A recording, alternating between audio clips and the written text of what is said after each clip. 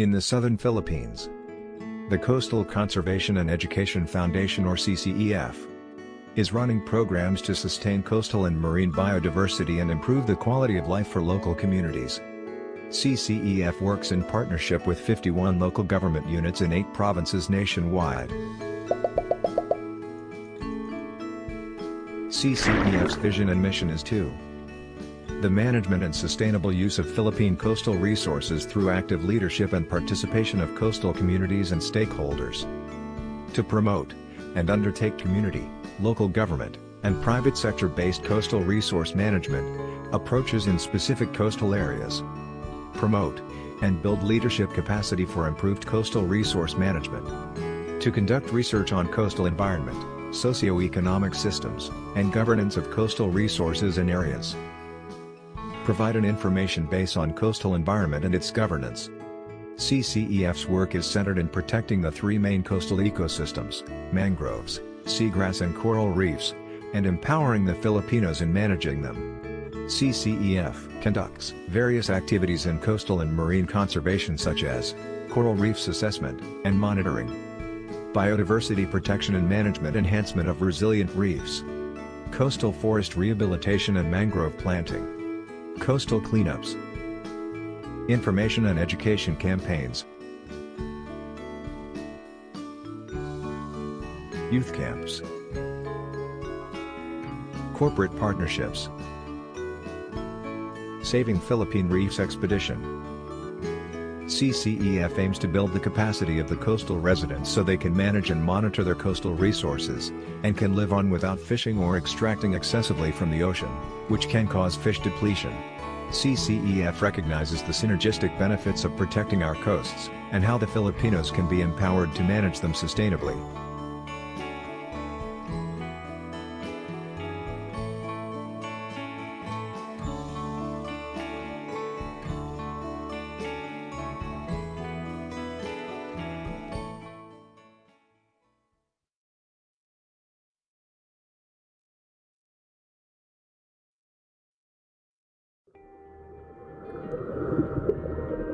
The ocean is the heart of the planet.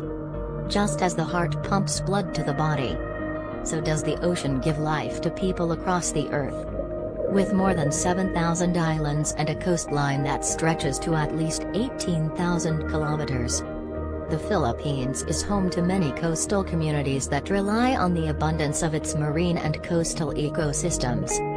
Over time, the rising demand for fish and use of destructive methods has resulted to a tremendous strain on our coastal resources, putting our oceans in greater risk to climate change, typhoons and diseases. In the Our Ocean program, we aim to create sustainable coastal communities with a special focus on the holistic approach through the implementation of our 3 projects, Project SMILE, Project SEALed, and Project SECURED. Project SMILE, Sustainable Mangrove Program through information, linkages, and ecopreneurship. The aim of Project SMILE is the development of a sustainable mangrove program in Barangay Bayasang, Talisay, Cebu, Philippines by establishing public-private partnership with the local government of Talisay, the Academe University of the Visayas, local schools, the business sector and corporate partners, to support mangrove protection and management, environmental conservation, and ecopreneurship. Project SEALed, Sustainable Environmental Advocacy through Coastal Law Enforcement and Ecotourism Development in Siquijor Province. The Project SEALed aims to strengthen the Siquijor Coastal Resource Management Alliance and partnerships among local governments units and other stakeholders toward achieving sustainability for coastal resource management. Through coastal law enforcement, microfinance, and ecotourism development in the province of Siquijor. For this project, CCEF focuses on developing the top 3 MPAs that won in the latest Isla de Fuego MPA Awards 2019 last June 17. Binongan Marine Sanctuary, Along Marine Sanctuary, and Tulapas Marine Sanctuary. Project SECURED, Sustainable Environmental Advocacy through Community Development. Understanding of marine ecosystems, recovery of fish stocks, and ecopreneurship development. in southeast Cebu. The aim of Project Secured is to strengthen governance structures for MPA and/or MPA network management in at least 7 municipalities in the island province of Cebu.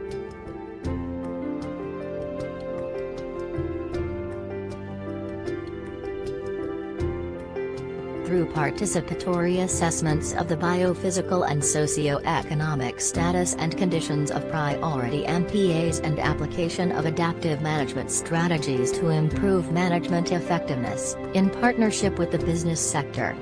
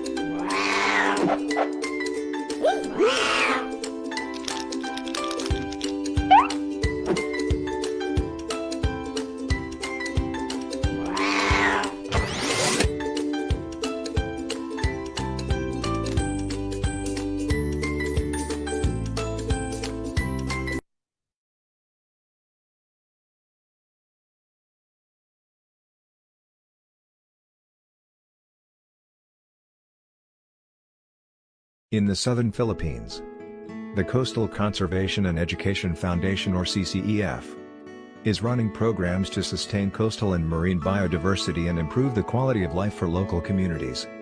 CCEF works in partnership with 51 local government units in 8 provinces nationwide.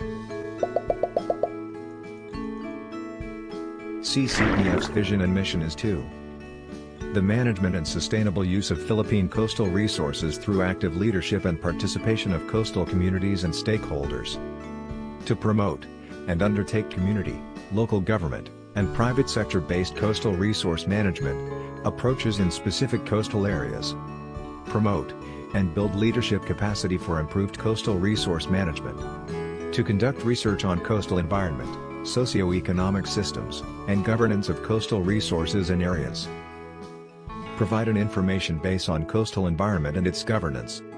CCEF's work is centered in protecting the 3 main coastal ecosystems, mangroves, seagrass and coral reefs, and empowering the Filipinos in managing them.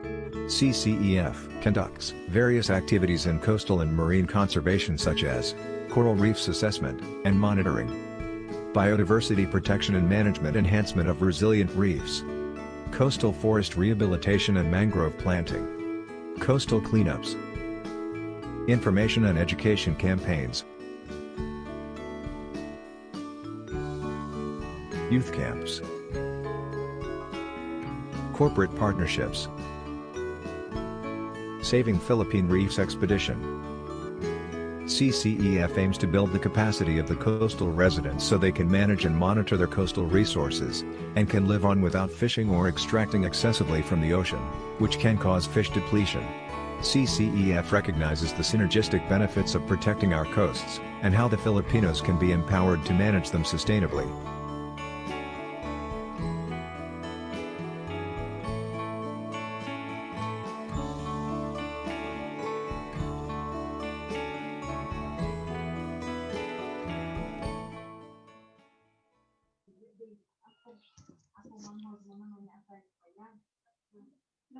Good afternoon, everyone.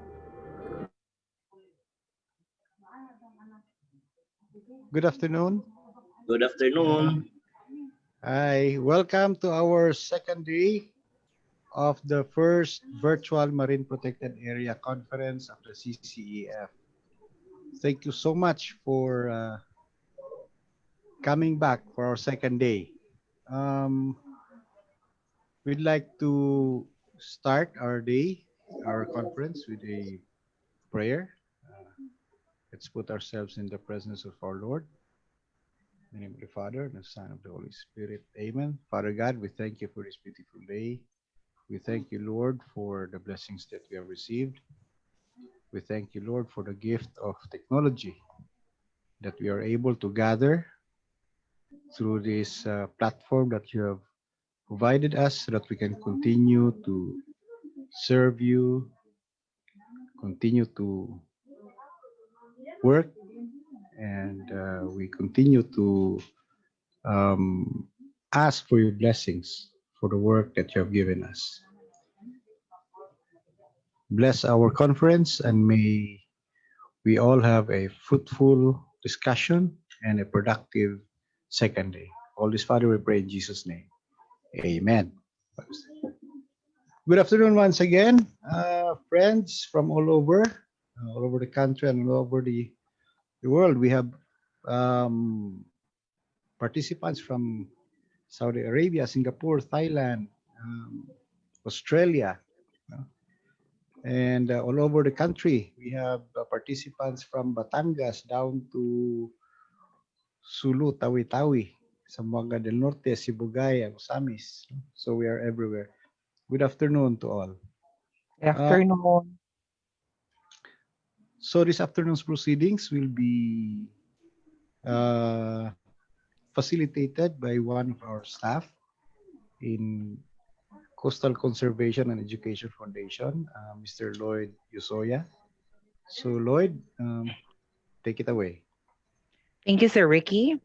So good morning, everyone, to our dear participants. So before we start the lightning talk, a series of talk about the Inter-LGU alliances and the Marine Protected Areas Network here in the Philippine setting, let us first have a recap on what we had discussed yesterday about the different topics on the Global Triangle and global climate change, and at the same time, the state of the MPAs in the Philippine setting. And the last talk that was discussed by Dr. Eileen Maipa was the talk about the MPAs in the Visayas setting. So to have a recap on this, we have the Coastal Resource Management Officer of the Coastal Conservation and Education Foundation, none other than we have Ms.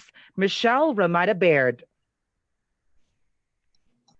Hello, good afternoon, everyone. Welcome back to our Day 2 discussion.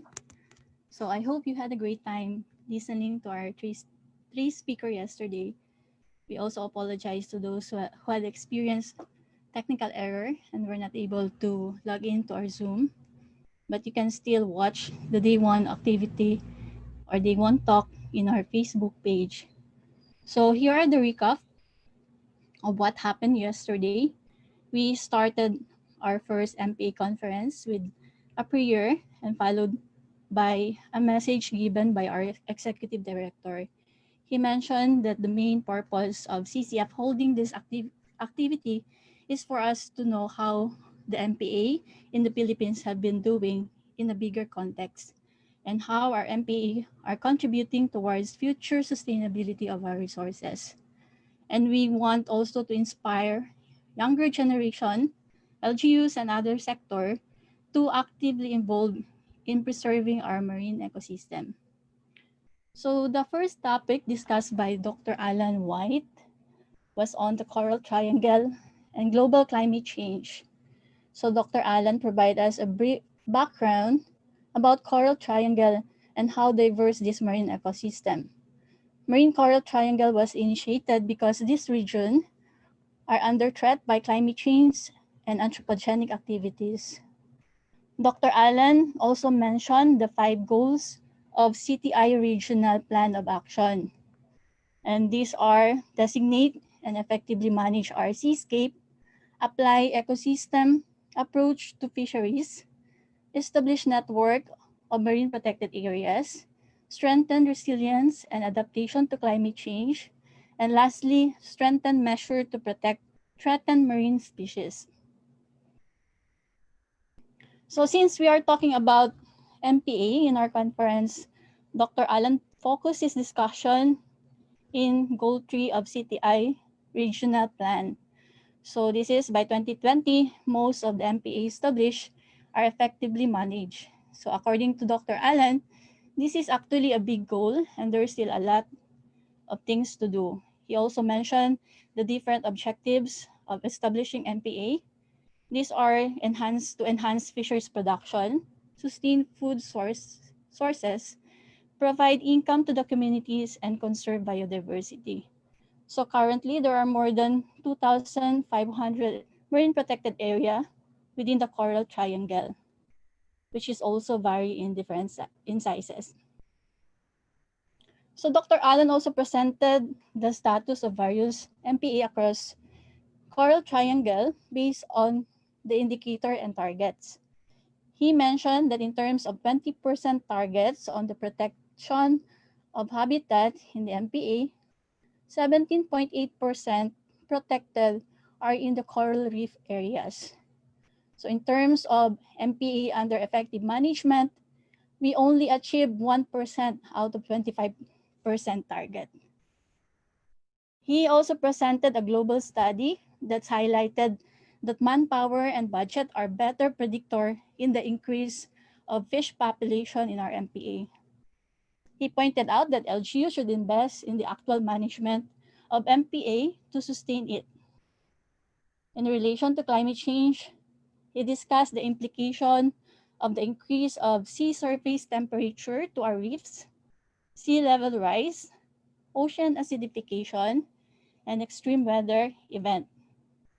He reiterated that climate change have different impact locally and regionally. He encouraged the local government and various sectors to incorporate climate change in their bigger plans and also in the policy development. Dr. Alan also shared his work in Indonesia under Indonesia Sustainable Ecosystem Advance, which is funded by the USAID. For the second speaker, Dr. Hazel Arceo from the University of the Philippines, Cebu, talked on the marine protected area in the Philippines. Dr. Hazel started her talk by presenting the history of the MPA establishment in the country. He mentioned that Sumilan Island was the first MPA established in the Philippines way back in 1974. It is also well documented and studied MPA in the country and in the world. With the presidential proclamation and enactment of laws, Philippines were able to establish more reserves, marine reserves, and protected areas. She mentioned that as of 2014, there are about 1,800 MPAs in the Philippines and mostly managed by either LGU or the community. So at least more than 500 MPAs were found in Central Visayas. So she also mentioned that MPA doubled every 5 years and the MPA size also improved over time, So meaning there are bigger MPAs compared to the early years of MPA establishment. She encouraged the LGU to establish bigger MPA that can protect diverse habitat. And she also discussed the targets of the Philippines based on the Philippine Marine Sanctuary Strategy, and one of which was to establish an effective MPA and maintain coastal ecosystem. These targets were updated in 2005 to a 5-point agenda. So the 5-point agenda are the following. Number one, working for more effective MPAs, advocating for at least one MPA per coastal municipality or city, facilitate comparable monitoring and evaluation, developing criteria for successful MPA, and lastly, looking at how MPA fits into a bigger picture. So she discussed on how to move forward. Dr. Hazel emphasized that there is a need to address MPA gaps like space, size, and sites. Capacity building, especially for the local government, people's organization, and those who manage the MPA. Enhanced monitoring program, provide incentives to performing LGUs, POs, and lastly, collaborate with other sector for protection and sustainable development. So our third speaker present the MPAs in the Central Philippines status and trajectory. So the presentation of Dr. Eileen Maipa focused on the CCEF's project sites. She started by defining some technical terms used in the presentation. In addition to the two speakers on the discussion on the benefits, MPA benefits, she discussed the fisheries benefits in establishing MPA through spillover effect and recruitment subsidy. She also presented her work on the fish fecundity, where it shows that bigger fish has higher productive potential than the smaller fish. She also presented the study of Rast and Alcala in Sumilan Island and Apo Island on the trends of fish density, biomass, and richness. Then she discussed our work in Visayas on coral reef, and she mentioned that many of these habitats were already degraded and only few are still in good condition. She pointed out that the 16 marine protected area in Southeast Cebu are showing decline in the live hard coral cover. The same pattern was also observed in Siquijor, and the decline, according to her, was attributed by the typhoon in 2012 and 2013, crown of thorns infestation, coral bleaching, coastal development, and the use of destructive fishing method. She also presented some of the result of the MPA monitoring done in Mualboal, where the live hard coral cover in 4 MPAs are still in fair to good condition compared to the marine protected area in the Southeast Cebu and Siquijor. For the fish biomass, she also recorded a decreasing pattern in most MPA in Southeast Cebu and Siquijor except for Sumilan Island and in Binoangan Marine Protected Area. She emphasized in her presentation that a well-enforced marine protected area is likely to have a high fish stocks. Then she discussed some issues and threats and concerns that contributed to the degradation of coral reefs, which is also similar to the issue presented by Dr. Allen. These issues were also related to climate change, anthropogenic activities, weak enforcement, breakdown of marine protected area management, ineffective MPA design like small MPA, destructive fishing, and overexploitation. So before Dr. Maipa talks ended, she also shared some good practices, approaches, and strategies on how to improve coral reefs and fish population in the marine protected area. Open forum followed after the presentation. Actually, there were a lot of questions, good questions, sent by the participants. But sorry, but we were not able to answer all your questions yesterday due to limited time. But again, you can, if you want to review the talk yesterday in our day one activity, you can always visit our Facebook page. So that's all for the recap of what happened yesterday. All right. Thank you so much, Mitch, for that informative recapitulation on the third talk that was delivered on the three talks that was delivered by Dr. Alan T. White, Dr. Hazel Arceo, and of course, Dr. Eileen T. Maipa. Now, before we proceed to the lightning talk proper, let me just remind the speakers to please practice the English language, because we also have participants who are coming outside the Philippines, such as participants from Myanmar, Singapore, from Ecuador, South America, and etc. So please do utilize English language for the benefit of those who cannot, for those who are not native speaker of the Filipino language. All right, so let's have first a run through of the day 2 program.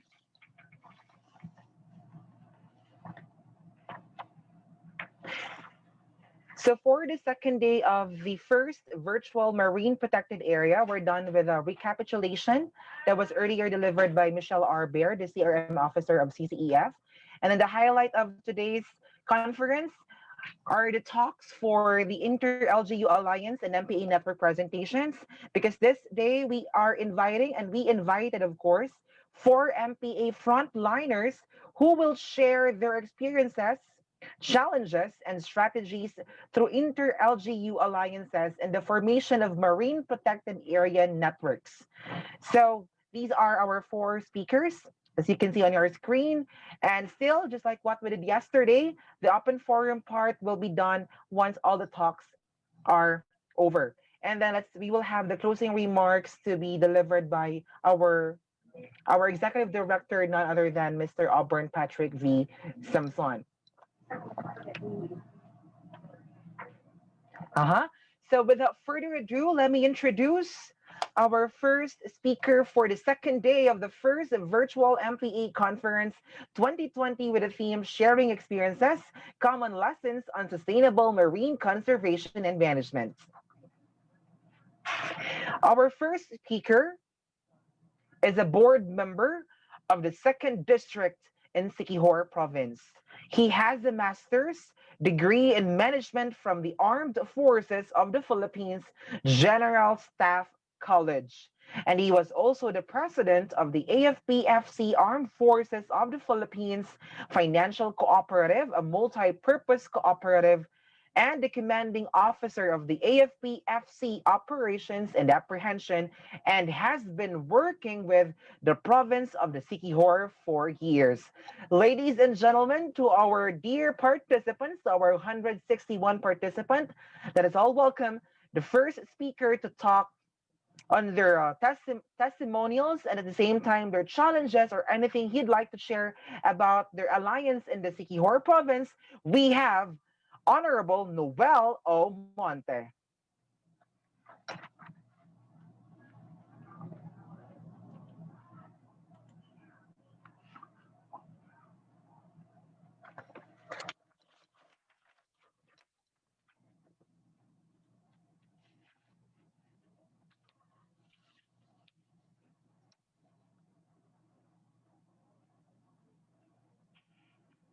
Of Siquijor, and I'm the chairman of the Committee on Agriculture and Fisheries of the Sangguniang Panlalawigan.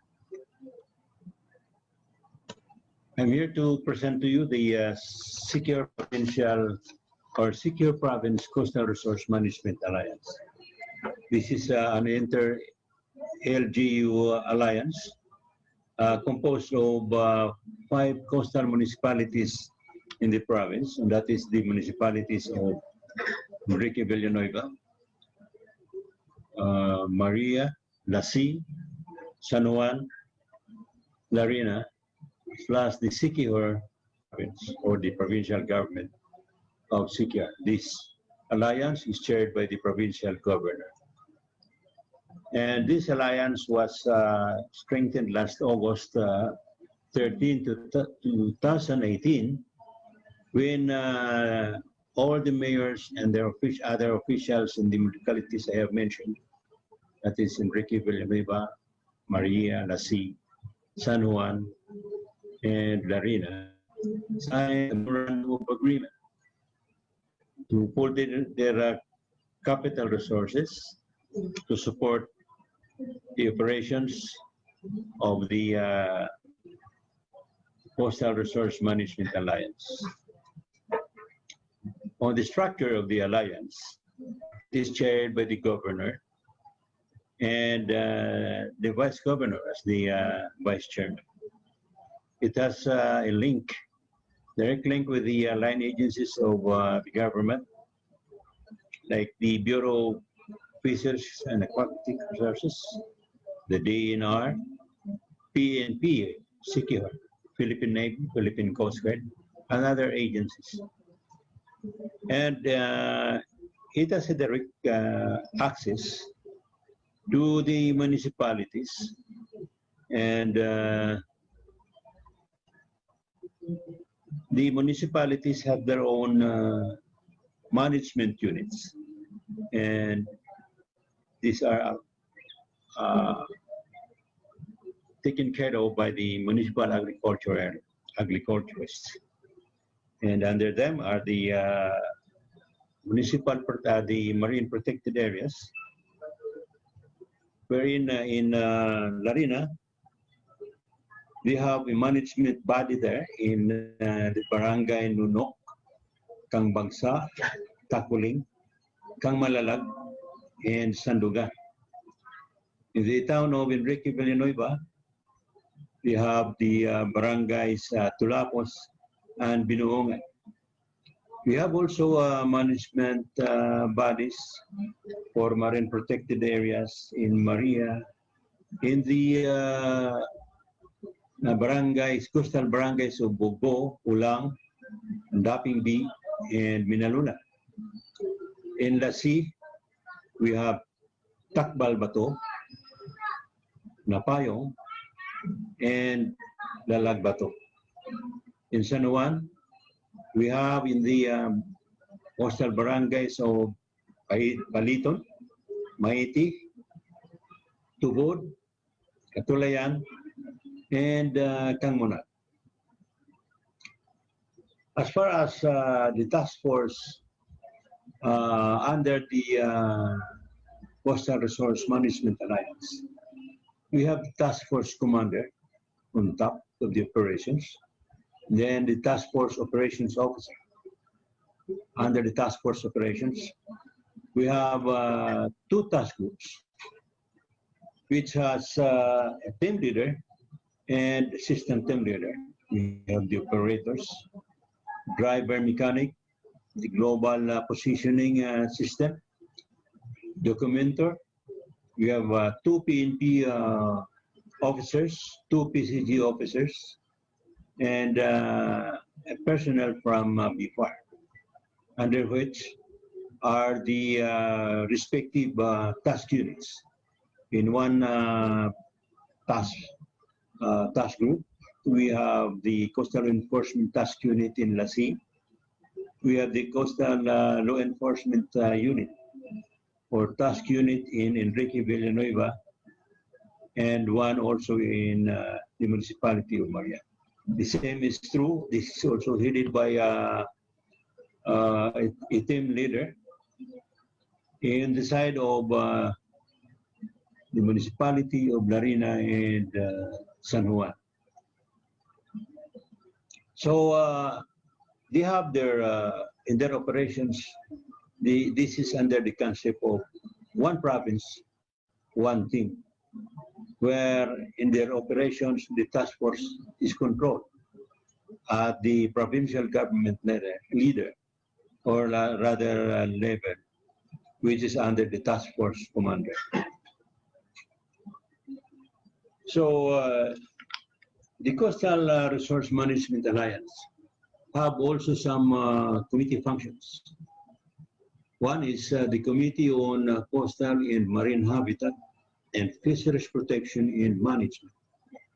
This particular function has the objective of improving our MPA management effectiveness, especially our local managers, and including the people's organization that may be attached to it, and the local government units of SPCRMA members.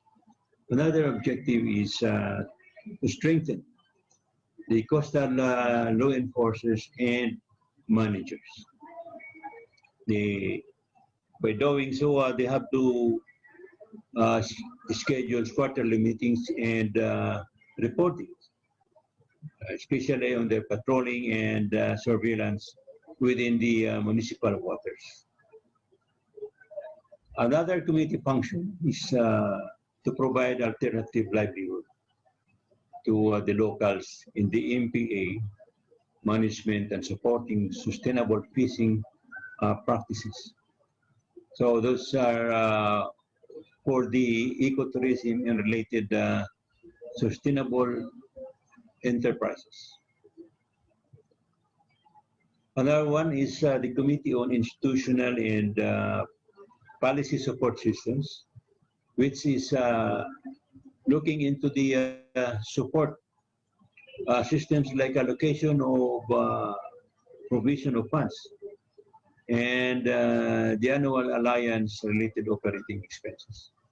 Since the alliance is going into giving some honoraria for full-time secretariat and also traveling allowances, administrative supplies, and other related costs. As far as the manual of operations of the SPCRMA is concerned, this is purely based on the fisheries law enforcement manual of operations as standardized by the Bureau of Fisheries and Aquatic Resources. Its yearly budget is being contributed by the 5 municipalities with 100,000 pesos each, and the provincial at the provincial level it is contributing 600,000 pesos. As far as its policies and governance is concerned, we still have to propose the creation of the adjudication board, and also a proposed CAGOL resolution, existing fees aggregating device. On the joint activities and accomplishments, we have the institutionalization already of Isla de Fuego MPA awards, and we have been giving these awards for the past year. We have also made some illegal fishing apprehensions on the municipal level. We have a continuous MPA monitoring, and we are being helped out here by our barangay officials. We have IAC activities, and we also maintain and install MPA marker buoys. We have 7 patrol operations also, technical assistance from MPA establishments. We have the mangrove and seagrass assessment. And we have the barangay, Sangonia, and Panlalawigan meetings and sessions on M-Farms. These are the PNP and PCG and the provincial, municipal, Bantay Dagat task forces. These are some pictures of the Isla de Fuego MPA Awards, a recognition to outstanding MPA managers within the province.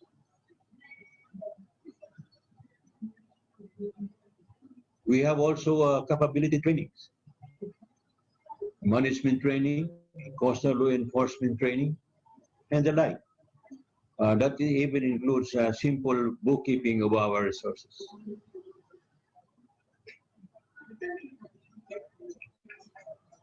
On INC and meetings, we have people, as you can see, are very active in attending to their meetings and sessions.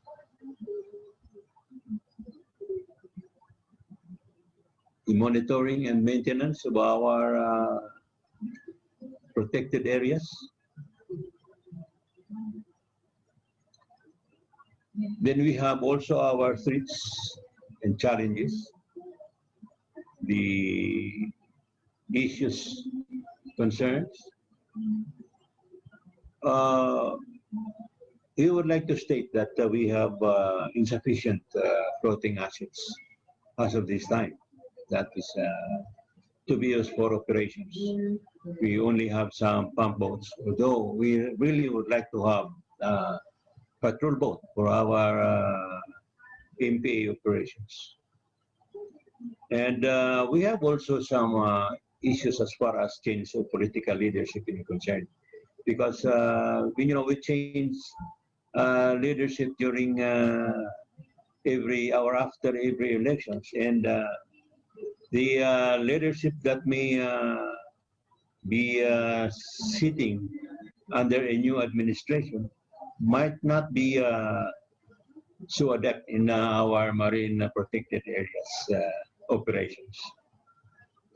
Well, that is not much of a problem, of course. We also have to have regular personnel to be added into the MPA operations. Then, of course, there are continuous commercial fishing into our municipal waters. And we continue also to address these problems. On what we have learned as our lessons, I would like to state that the community participation is always vital in the implementation of the coastal law enforcement, including fishery laws.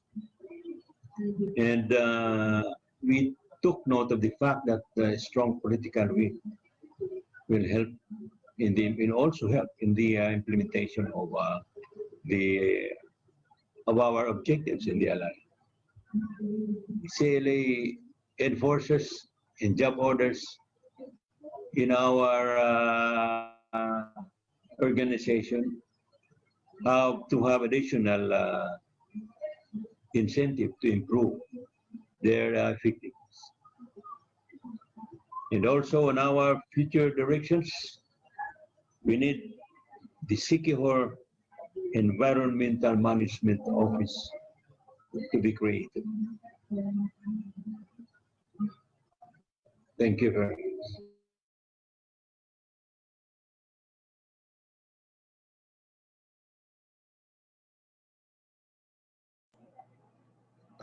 Thank you so much to our first speaker for our lightning talk, Board Member Noel Monte from Siquijor Province. He had a talk on behalf of the Siquijor Province Coastal Resource Management Alliance. There you go. So let's proceed to the second part of the second speaker for this afternoon, and let me just remind everyone to please be attentive on the talks of our speakers, because again, at the end of the talks, we will be having our open forum for all of the speakers later. So if you can still remember, there were questions asked yesterday about the intervention of the LGUs or the government or the NGAs. So this day is the best day for you to address your question to our speakers. They are the frontliners, and these are the people coming from the government agencies, from the LGUs, or specifically and most especially from the communities. So to talk more about LGU alliances, their interventions, their challenges, or anything under the sun about the CRM field, And with the intervention of the community, we have here our second speaker. And I think everyone knows him.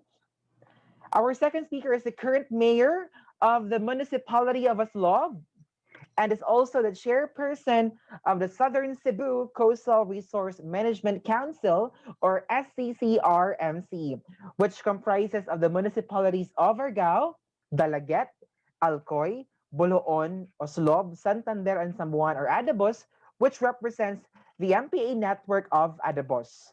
Ladies and gentlemen, please help me welcome our second speaker for our lightning talk for the second day of the conference. We have Mayor Jose C. Tumulak Jr.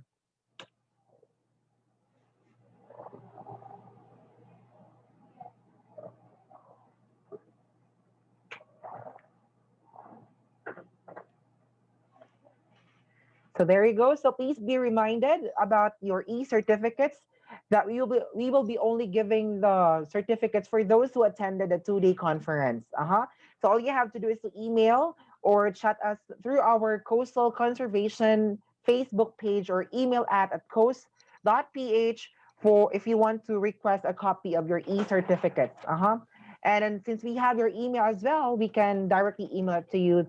Remember when you signed up for the registration, we ask for your email. So e-certificates are secured. Do not worry for as long as you attended a two-day conference. Okay, I proceed. The South Cebu Coastal Resource Management Council is composed of 7 municipalities bounded on the east by Cebu and Bohol Strait. Has a total of 158.62 square kilometers of coral reefs with more than 1,250 square kilometers of combined municipal waters. 24 MPAs established in Southeast covering over 300 hectares. So Sumilom Island Marine Sanctuary was the first MPA established in the Philippines. The CCRMC was created in 2005 through the Memorandum of Agreement. So may I read the brief history of our council.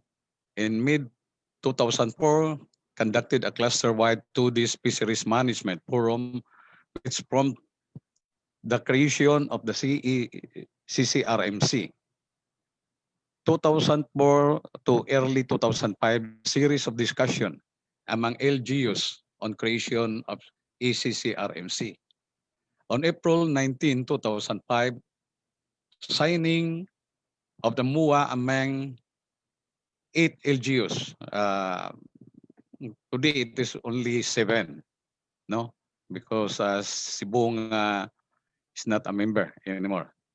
So the 7 municipalities are Argao, Dalagit, Alcoy, Buluon, Oslob, Santander, and Zamboan. At the provincial capital witnessed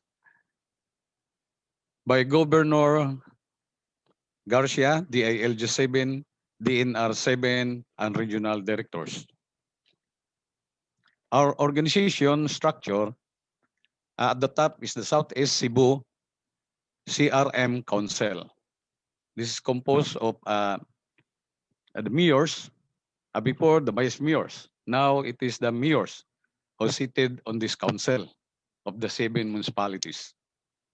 Then under the council, we had the cluster management committee, executive director and deputy executive director. And we have a link up of technical and legal assistance group. Then we have our secretariat. And below we have the three coordinators, program coordinators. Number 1 is Coastal Law Enforcement Program. Second, Fisheries and Habitat Management Program. And the third is Portion Management Program. So our vision, is an institution committed for sustainable coastal resources and achieve food security through collaboration and effective governance and active social participation. Our mission, sustain and manage the network of our community-based MPA and other related habitat. Stop the intrusion of commercial fishing in the municipal water within the cluster. Maintain access of community to foreshore areas. Protect shoreline from further degradation.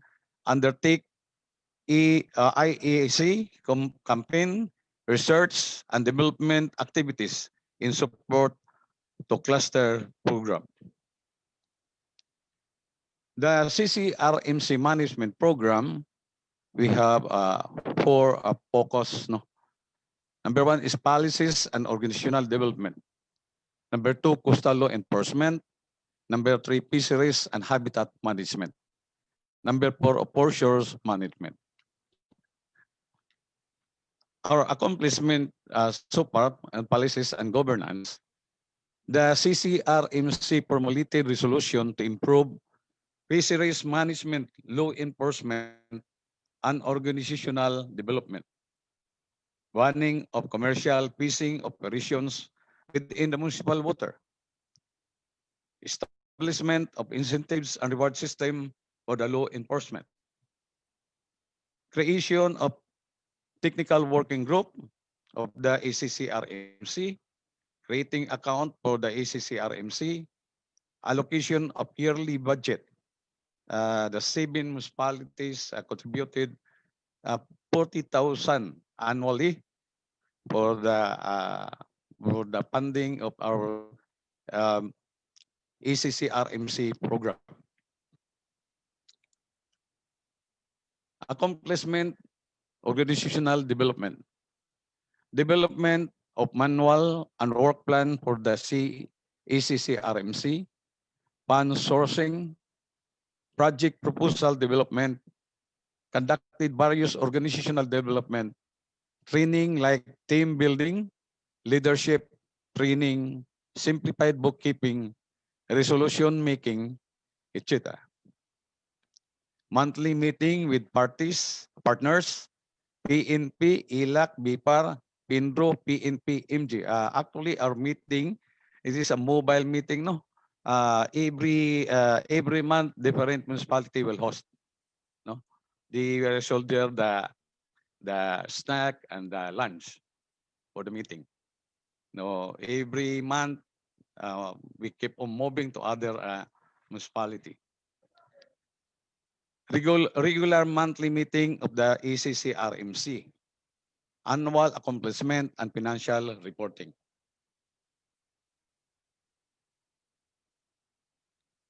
So SCCRMC, the meeting since 2005, we have a picture from 2005 to present. At present, almost 4 months. We weren't able to meeting because of our pandemic.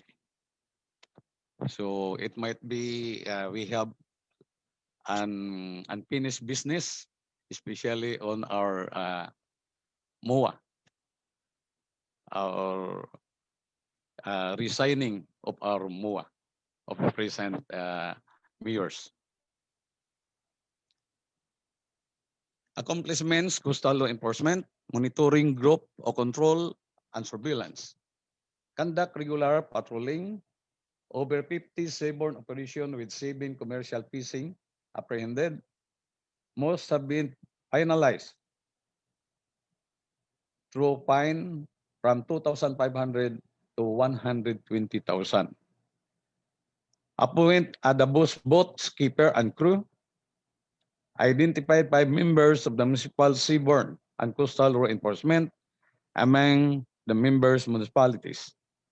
Establish coordination among PNP, MG, and municipal police station. Monitoring, control, and surveillance. Formulate a coastal law enforcement protocol. Various meetings were conducted among CLE, Operative, Muscles, and CMC to improve CLE protocol. Adoption of a joint coastal law enforcement operation plan or Plan Sundown Bravo. Capability building for law enforcer. Conduct CLR refresher training. Conducted a CLE refresher training. Conduct peace warden deputization training at cluster level. Conducted 2 batch, Argao and Santander, of peace warden deputation training. Inventory of CL skill among operatives. Conduct performance evaluation among PIDO and local police through conference. Accomplishment fisheries of habitat management. Policies in the policy review. Enforcement or endorsement of 3 draft ordinance to member municipalities. Banning commercial fishing in municipal water.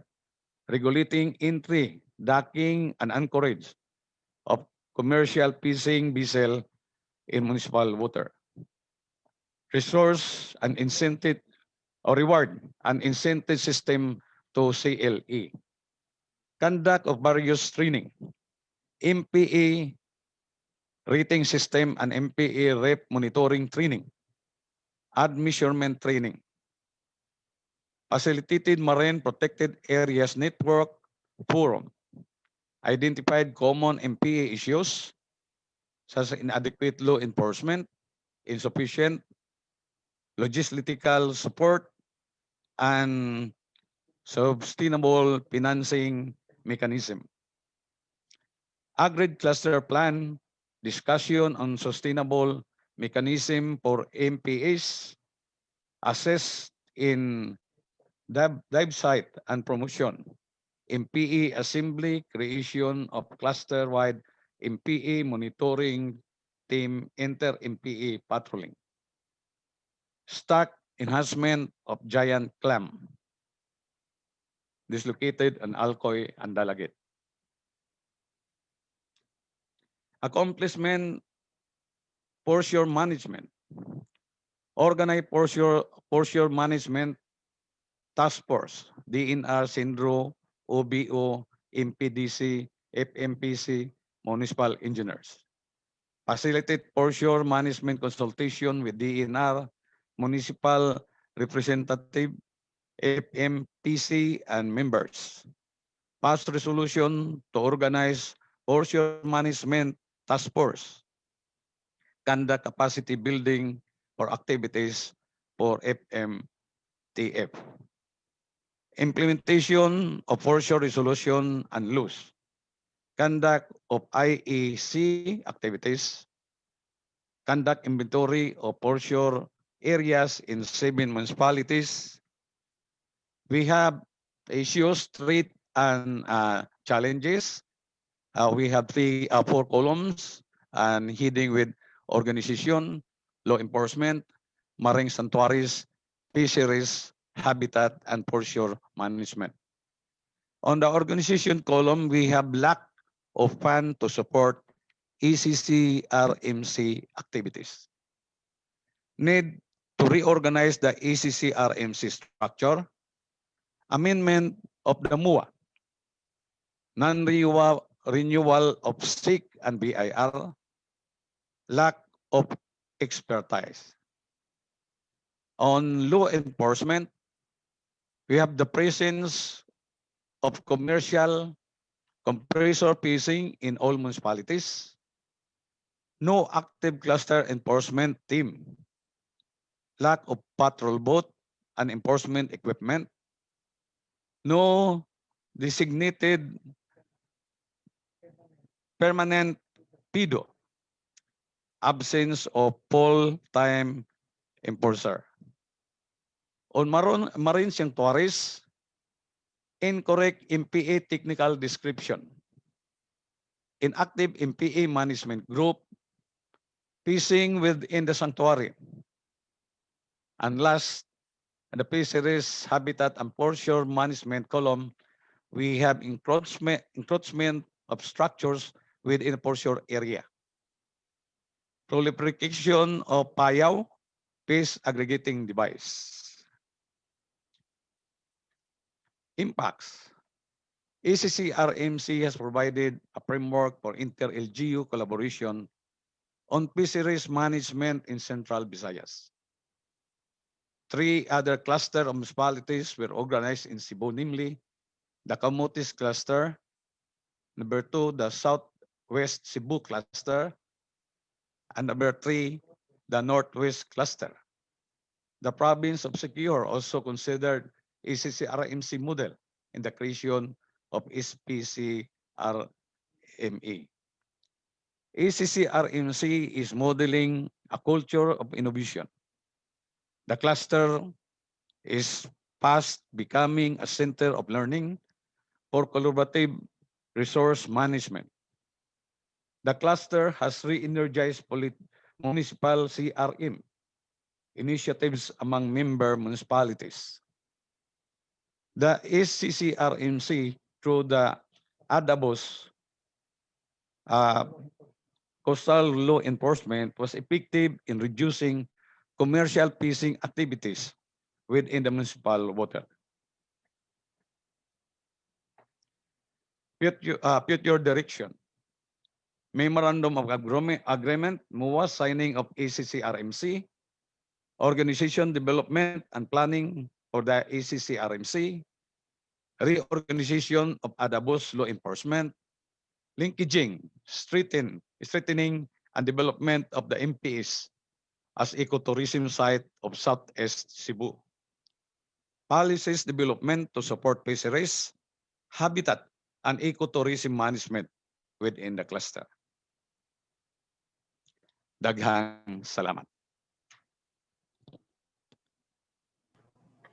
Daghang salamat, Mayor Tumulak from Municipality of Aslob. Thank you so much for that talk. Indeed, that SCCRMC has done a lot of things for our coast in the Southeast Cebu coast. And for the information of everyone, Southeast Cebu coast has been our project site since 2005, and even Siquijor since time immemorial. So again, if you want to help the cause and if you really want to contribute something for the initiatives, the ongoing initiatives and projects here in the Southeast Cebu and in Siquijor province, feel free to lend a blue hand to Coastal Conservation and Education Foundation. We make sure that when you lend a blue hand, we'll make sure that these donations in kind or in cash will be able to reach our communities for their benefits, and at the same time will really help the conservation of our marine resources and our project sites. So please do check the different schemes, may it be in PayPal, through bank, or you can always visit our page through www.coast.ph. So CCEF has been existing for 23 years now, and we make sure that we are really one in having sustainable coast with involved communities.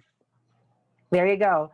Now let's proceed to the third speaker for our lightning talk about Inter-LGU alliances, about their interventions, about the things they've done in their specific community.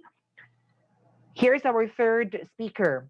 He was the former municipal mayor and the vice governor of Zamboanga, Sibugay, and was the chairperson of the Save Marine Aquatic Resources through Team Sibugay Bay Development Alliances, or SMARTT-SBD. Ladies and gentlemen, to give his talk on behalf of SMARTT-SBD, we have Attorney Eldwin Alibutdan. Attorney?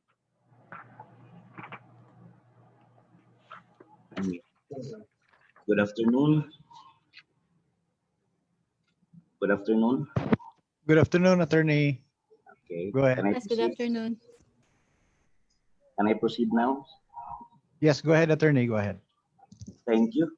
So good afternoon, everybody. This is the Save the Marine Aquatic Resources through Teamwork Sibugay Bay Development Alliance. with Felix Badon and Mark Apusaga, may I share with you our experience, learnings, and challenges in protecting the marine resources in Sibugay Bay, province of Zamboanga, Sibugay, in the local government unit perspective. Under existing laws and policies, local government units has 4 core performance areas, namely administration and local revenue generation, social services, economic upliftment, and environmental protection. But mostly, most LGUs, it is the environmental protection which is left out programs of the LGUs. In SMARTT-SBD, our realization is that protecting the marine resources is not only an issue of environmental protection, but it is intertwined with economic issues. Destruction of marine resources means more poverty in the coastal communities where fishing is the main source of livelihood. To give you a background, Zamboanga Sibugay has 2 bays, the Dumangilas Bay and Sibugay Bay. So we concentrate on Sibugay Bay being the subject of this alliance. Sibugay Bay is inhabited by more or less 175,000 population with a coastline of 168 kilometers, an annual fishery production of about 7,067 metric tons, and a maximum depth of 100 meters. Surrounding the bay is the 7 municipalities which compose of the alliance, namely the municipalities of Tungawan, Artilim, Ipil, Naga, Cabasalan, CI, and Payao. In Sibugay Bay, we can find significant species like giant clams, golden crown bats. 5 out of 7 marine turtles is present in our bay, and hundreds of species of corals, including the Cynarina lacrymalis. Some of the views of our bays are the islands, sandbars, corals. These are some of the views of our Sibugay Bay. The history of the alliance is that it started with INSCRIP Alliance. INSCRIP being the acronym of the municipality surrounding the Sibugay Bay. It was established through a memorandum of agreement between 7 LGUs during the EcoGov2 project. From INSCRIP in 2013, it evolved into SMARTT-SBD. The alliance has the following structure. The highest policy making body of the alliance is called the council, which is composed of the 7 mayors comprising of the 7 municipalities. The link partners are the provincial government of Zamboanga Sibugay, NGAs, and NGOs. In the council, from among the 7 mayors, will elect 1 chairman and 1 co-chairman. The others are other officers and board of directors. The election of the members of the council is every year. It is conceptualized that every year so that all mayors can have its chance of becoming the chairman of the alliance. Under the council, we have the executive committee. Under the executive committee also, we have the project management office headed by a manager. The manager of the PMO is part of the executive committee who is in charge of the day-to-day affair of the alliance. Under him is the finance officer. Of course, the finance officer takes care of the finances of the alliance and the administrative staff. There are coordinators in every core programs of the alliance. There is a coordinator for the information and education campaign or program. There is coordinator for coastal law enforcement. Under him also are the law enforcers like the PNP, the AFP, and the Bantay Dagat. There is also coordinator for the planning and project development, livelihood programs, monitoring and evaluation, coastal zoning and water delineation, and conservation, enhancement, and restoration program. The member municipalities of the alliance and others share managing is to manage the coastal resources properly, to have a sustainable food source, to preserve biodiversity, to protect the environment, and to protect the coastal communities from natural disasters. And the Alliance is also a poverty alleviation initiative in our area. Focus programs are the following. Of course, I have said information education campaign and the advocacy on the coastal resource management, coastal law enforcement, conservation, enhancement, and restoration programs, livelihood programs, ecotourism programs, the social marketing campaign, alliance development, referring to the governance of the alliance, the coastal zoning and water delineation, planning and project development, monitoring and evaluation. The council, as I have said, every year they will elect a chairman so that the 7 mayors will have his chance to become a chairman of the council. The council meeting is every quarter, every last Thursday of every 3rd month of the year. The EXICOM will also have a bi-monthly meeting every Thursday of the 2nd month, and the MANCOM will have a monthly meeting every Thursday of the month.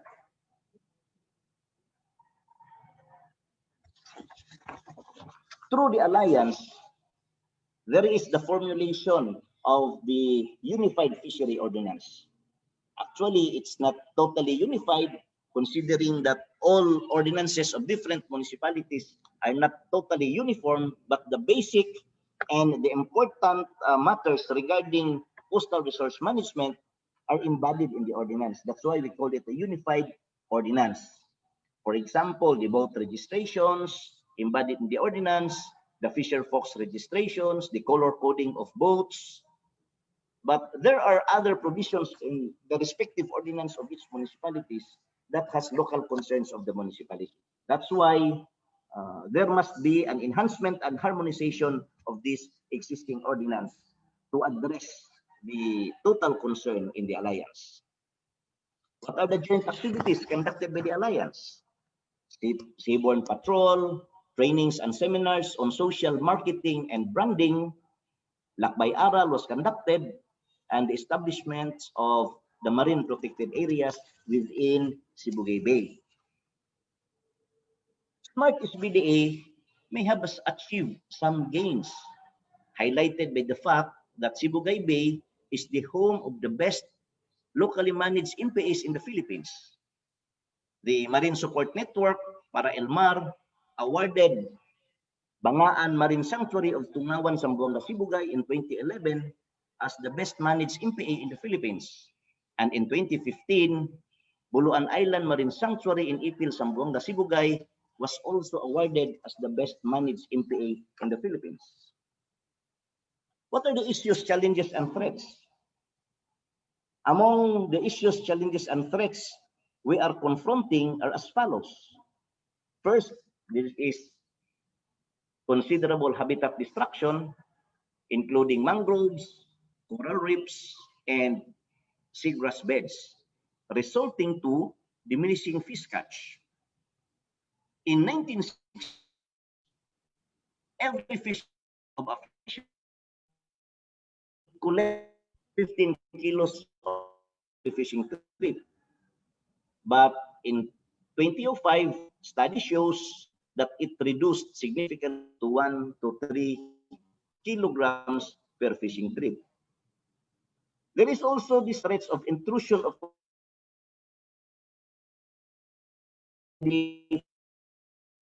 the illegal fishing. Or challenges, boundary conflict, the cities surrounding the bay, because there is an over kilometer municipal waters by and among the LGUs surrounding the bay. There is a high poverty incidence among fisher folks in our area, especially those coastal communities that depends on fishing as their main source of livelihood. The peace and order, like piracy, kidnapping, extortion, is very challenging in our area. I call it very challenging because unlike other areas, maybe they are just confronted by a very small groups or incapable illegal fishers. But in our place, the illegal fishers are not simple. They are fully armed and capable of doing more atrocities, not only to other fisher folks, but including coastal communities. Another issue is the cultural divide, because among the community, some of these cultural differences is being carried out in the use and exploitation of our marine resources. Climate change is another challenge, also experiencing coral bleaching. And of course, like other areas, there is this challenge of in times of changes in political leaders. Every 3 years, we know that there is local elections. And every time new leader comes out, then another struggle for the alliance for their advocacy and support. What are the lessons learned? First, commitments of local chief executives to the coastal resource management is very critical, especially in terms of sustainability and institutionalization of the programs on coastal resource management. Second, building a strong community participation from planning, implementation, and maintenance is very important. Like fisher folk coalitions, for us, like our coalition with Compass and other organizations. Because community participation is an ingredient to achieving our purpose. Without them, without their participation, then it's very hard to accomplish the purpose of the alliance. Number 3 is the establishment of marine protected areas. Increases resiliency of the fishers in times of crisis like we are experiencing now in COVID, because there's a spillover of the effect of fish. And these marine protected areas help much in the production, in the preservation of the fish in our area. It's very important again because in one bay, there is this concept of fish continuum, wherein even if one municipality protects its own area, but if the other municipality will not help, then it is useless, because as one bay, we have to protect as one also in our area. Number 4 is the availability of scientific information for formulation of science-based programs and policies. This is very important. In our experience, the help of RARE, MERF, UPMSI, and other academies have contributed much in how we approach on our implementation of our policies and programs, because there is a scientific information provided to us. Provisions of funding support for fisher folks on aqua-based livelihoods is also important. Linkaging with partners like NGOs, national line agencies, academe is very important in our experience. The programs and projects should trigger behavioral change, because at the end of the day, how much effort we exert in the alliance without the change of behavior of our people, then it's very hard to achieve our purpose in the alliance. What is the future direction of the alliance? Number 1, the alliance is the venue for the harmonization of fishery policies, ordinances, and management programs in the different municipalities within the bay. The creation of alliance brand is an important thing that in the future, the alliance will have to deal and should achieve. Establishment of additional and bigger protected areas. is important.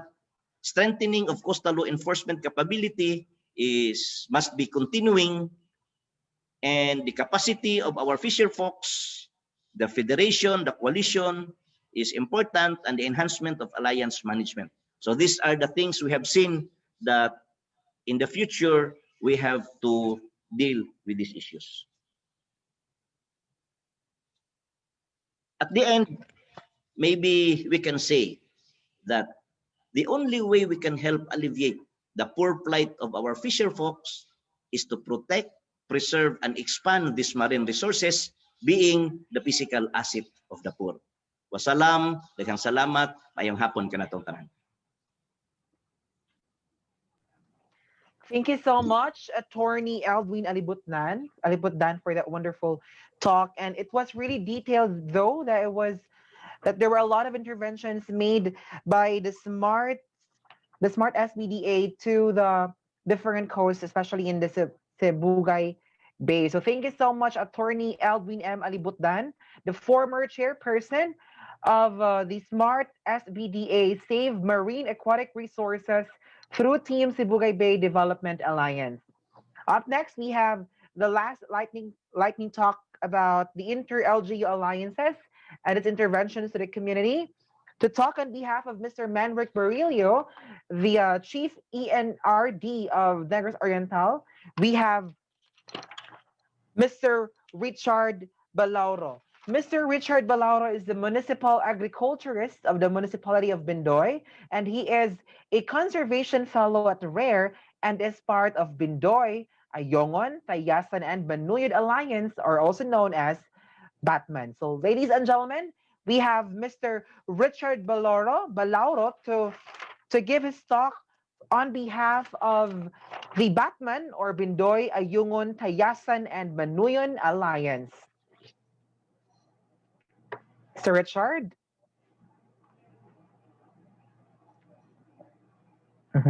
So actually, we cannot, he cannot join through Zoom. So all we have to do is to call him over the phone and we'll connect the speaker. He's here. All right. So never mind, Sir Richard Balauro of Batman is here.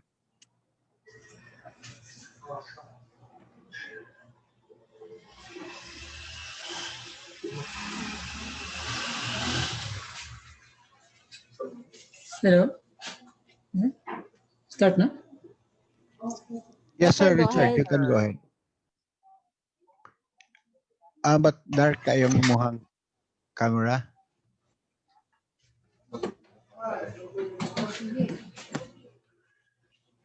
Okay, sir. Okay, go ahead, sir. Go ahead. Okay. Good afternoon to all of us who attended this first virtual MPA conference.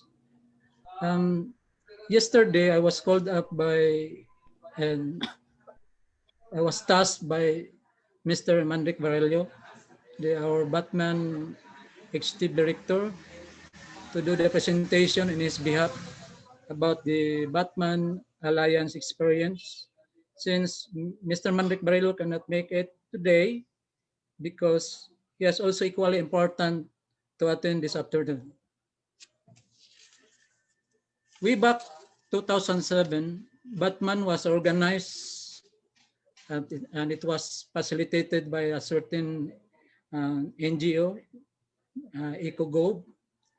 During this time, 2 years after, when it was organized, Batman was hibernated for so many years because of some issues of TSP, Tanyan Strait Protected Seascape Protected Area Management Board, that some issues that has not been resolved, particularly the jurisdiction over the management of the municipal water as far as TSP is concerned. In fact, Batman has received a letter from TSP's PAMBI stating that the council, the Batman Council, committed the Ultra Virus Act. From then, the activities of the Batman Council has been temporarily canceled until 2015. And that's the reason why the operation and management of the council has been stopped for several years. But then in 2017, 2017, Rare Philippines came to rescue the Batman Council in order the Batman will fly again until this very moment.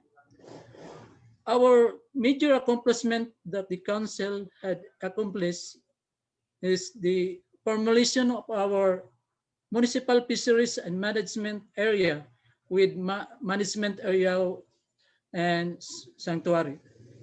It has approved ordinance with implementing rules and regulation. The organizational structure of the alliance is composed of the 4 coastal municipalities. Batman is meaning Bindoy, Ayungon, Tayasan, and Manuyod, with 4 mayors.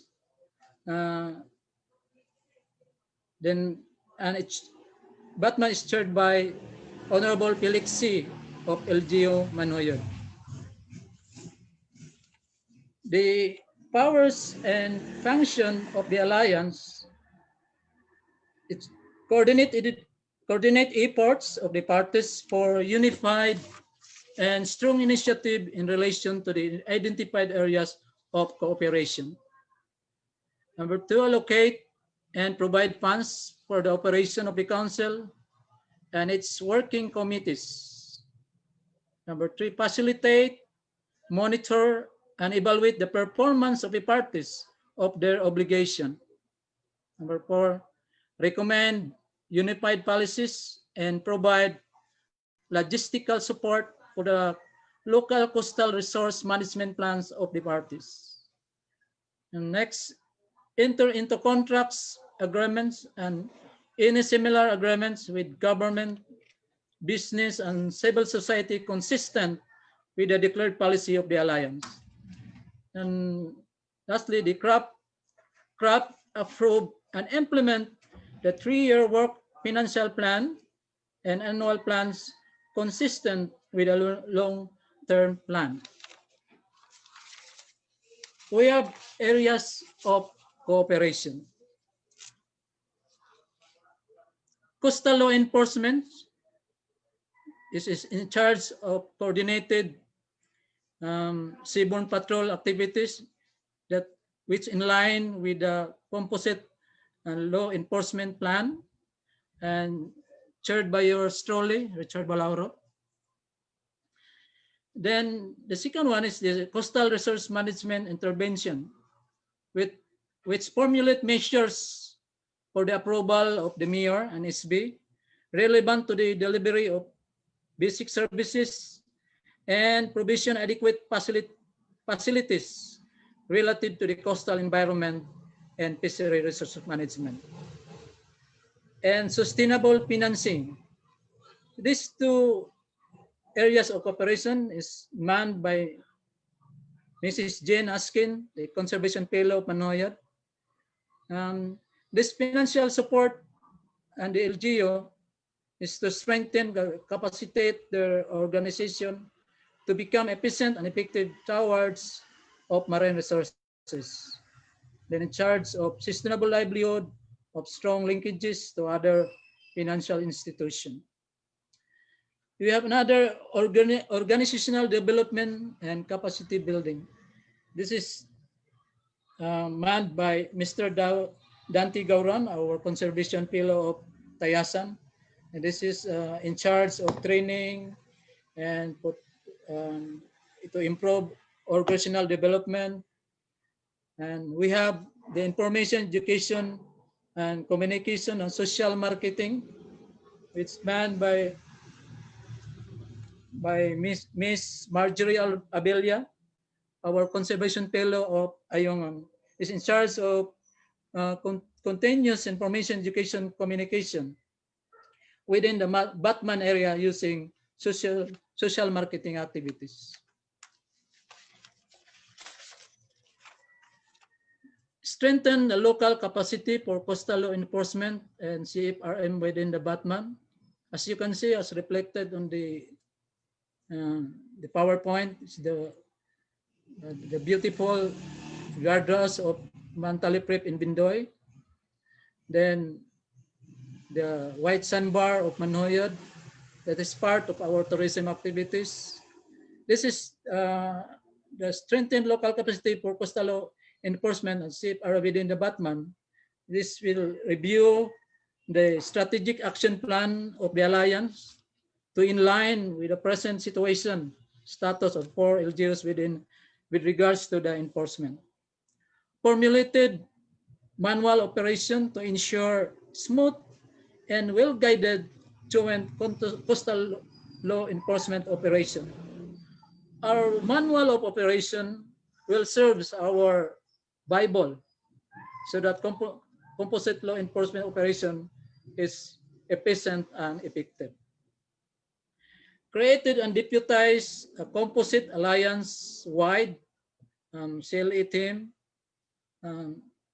Batman is promoting our product, which is enforcement. That's why we need to legalize all our existing resources, especially our enforcement team.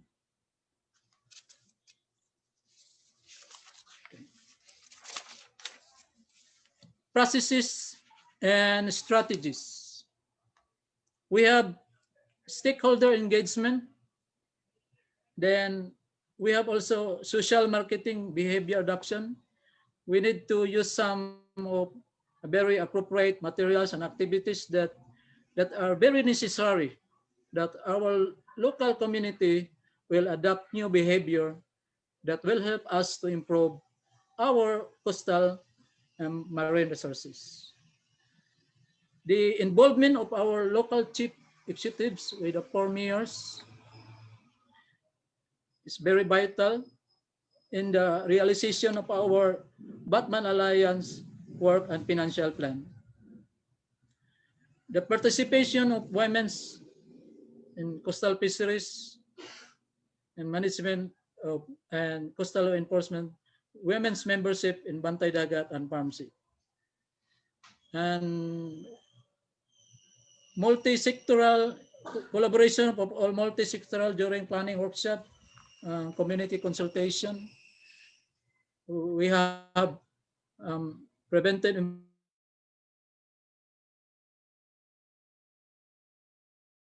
part of our deterrent strategies to deter some local fishers to do and to violate fisheries laws, rules, and regulations. Recognition of efforts and strengthening of Bantay Dagat heroes, giving exact remuneration of LG, especially in LGU Binday. LGU Binday is part around, we spent around 1.4 million annually for the daily regular wage of our peace warden to conduct 24/7.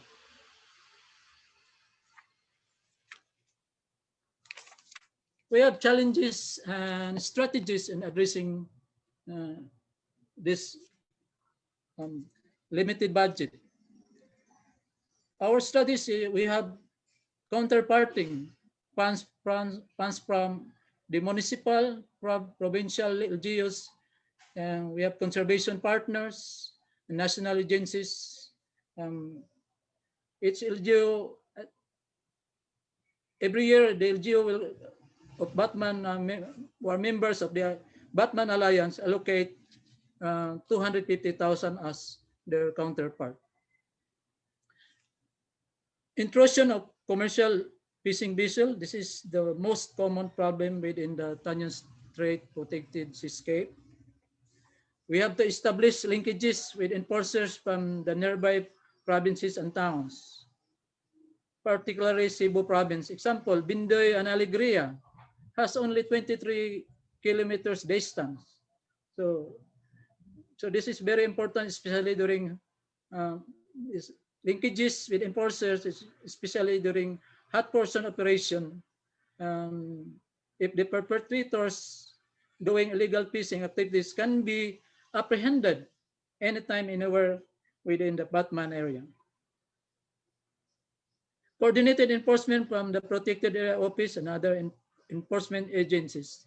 This is part of our collaboration and strong partnership with other line agencies like DNR, BFAR, PNP Maritime, Coast Guard, and PNP, PIDO, and especially Rare Philippines.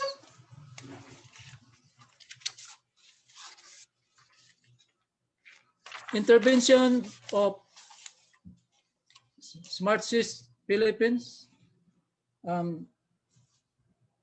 We have planning workshop that assisted the Batman Alliance to formulate and realize all the plans during our workshop.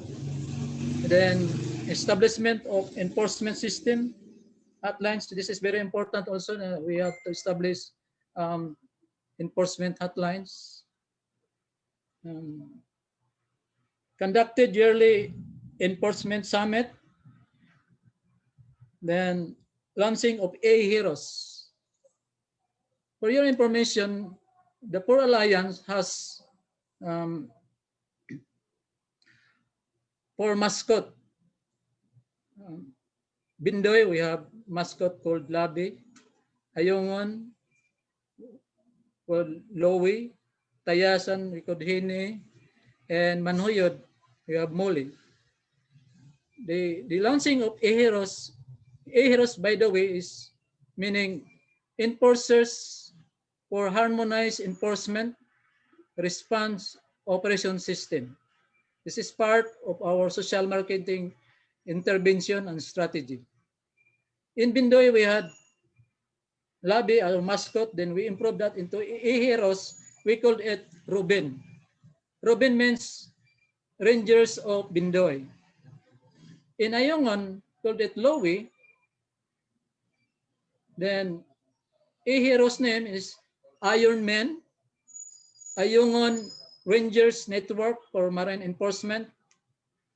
Then in Tayasan, we called it, their mascot name is Heni, and A-Heroes called Voltage 5, meaning volunteer for Tayasan fisheries for vigilant enforcement. In Manuyod, called it Moli. Then A-Hero's name, called it Superman, meaning Supreme Enforcement Rangers of Manuyod.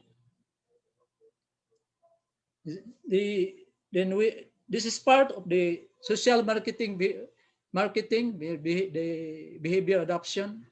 And then we have also coastal zoning. This will be reflected in our approved municipal fisheries management area or managed access area plus sanctuary ordinance. Then we have MAAS, managed access area plus sanctuary, managed access area plus sanctuary.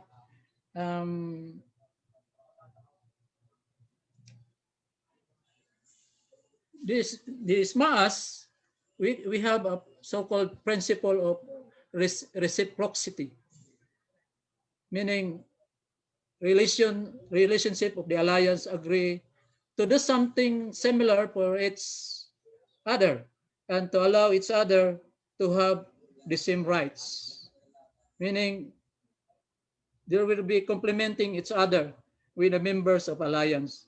Any fishers from members of the alliance can access to managed access area of the 4 LGUs as long as they complied the requirement for fishing.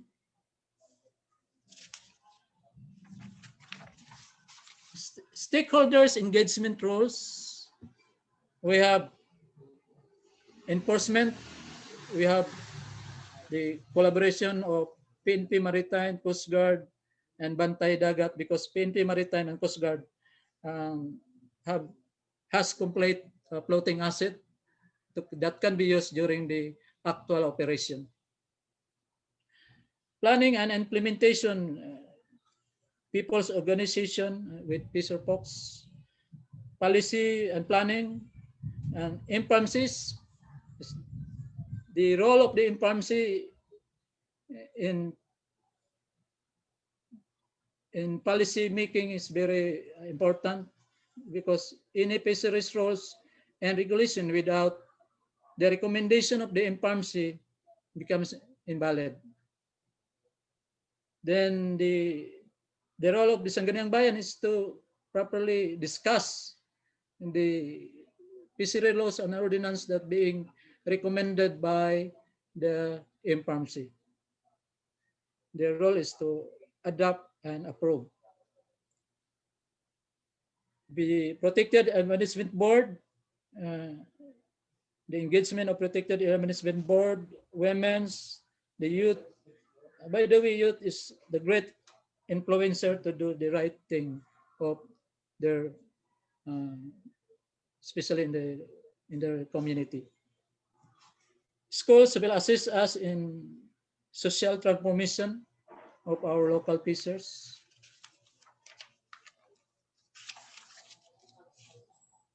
We have stakeholders, conflicts and gaps, and conflict management. Conflict between the municipal fishers and commercial fishers, which should have conduct dialogue, later urging the local chief executive to implement the law. We have coastal resource use conflict, IAC and coastal zoning to delineate zones for specific use and to regulate activities in different zones. Results and impact of good practice. The immediate results, we have increased compliance, since the PCR both are color coding of motorized bangka and non-motorized bangka, especially in Bindoy, from 300 registered both R and PCR, increased to 1,475 registered boat.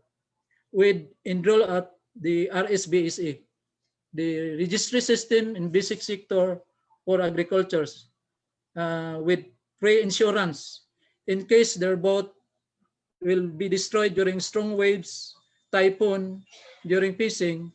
They can claim almost 40,000 if their boat will totally damaged. Then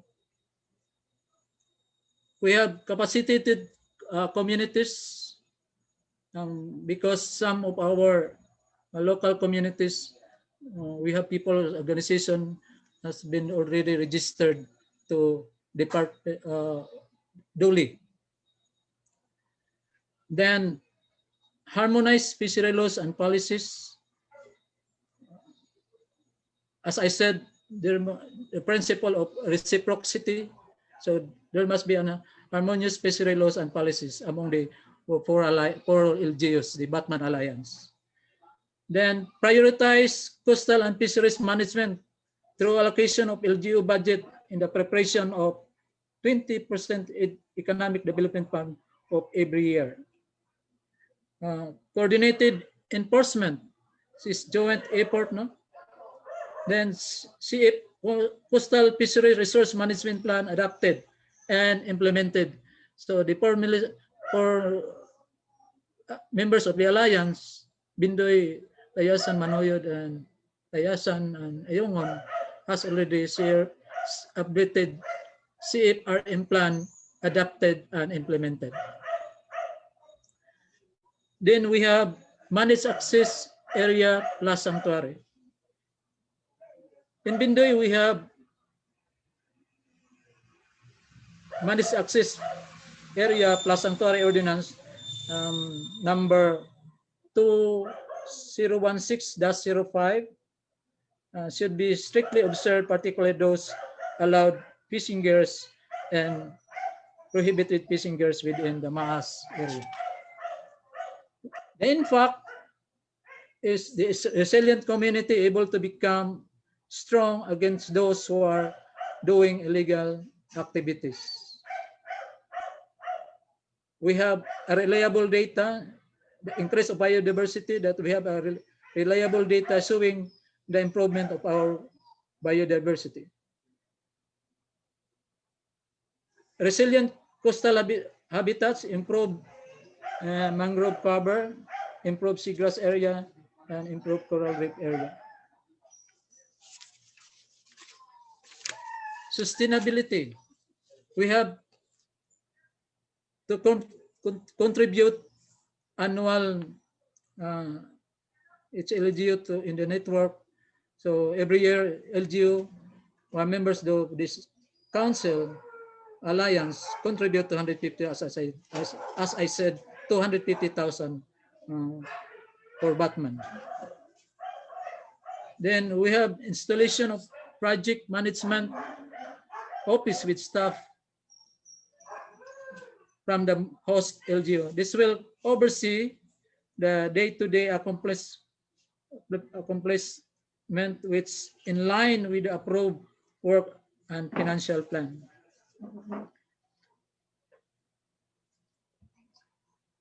Partnership with NGOs, NGE, academy, and other institutions. This will assist and smoothly implement our deliverables within our partners, NGO, NGE, and academy. Conservation pillow as focal person in the LGU.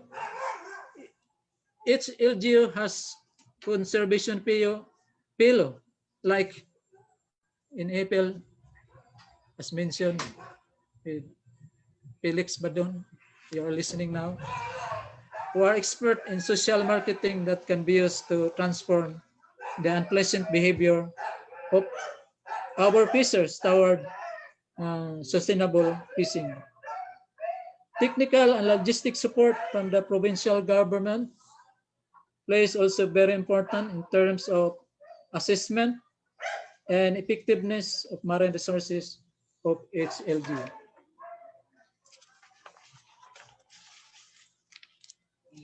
The Batman was able to replicate their experience and good practices to the other towns, southern part, from Bais to like Batas, we call it Batas, Bais City, Tanay City, Amlan, San Jose, and Cebulan. We have a coordinated effort from Batas to Batman. Then later we called it our tandem as Batas ni Batman. So Batman is belong to SMU, Tanyo Street Protection Scheme Pambi, with our chairman, Honorable Guido Reyes. Actually, Mayor Reyes allocated 1,000 pesos as incentive for the members of the SMU2. Every meeting, the members of the SMU2 will receive 1,000 pesos as incentive. That's all. Thank you and good afternoon, everyone. Thank you so much for that presentation, Mr. Richard, to speak on behalf of Mr. Manric Ambarillo from the from Batman, the Bindoy, Ayungon, Tayasan, Manuyod Alliance, or Batman. All right, so let's proceed to the question forum. So the question, please do observe the format for your question. Please indicate your name and then the organization or your affiliation name, and then to whom you address the question, and make sure to send it to everyone so everyone gets to see or read your question. So if ever the question is addressed for all of the speakers, I'll be recognizing first the speaker who will answer the question, and then same thing goes for the rest of the speakers. Just if the question is addressed for all of the speakers. And then please make sure to answer the question in a brief and concise manner. Make it short and succinct. So let's start the open forum discussion before we proceed to the awarding of e-certificates to our speakers.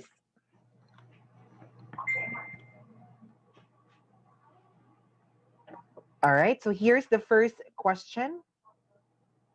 The question is addressed for all of the speakers. Please make sure to answer it in a brief manner, and I'll be calling your name if it's your turn to answer.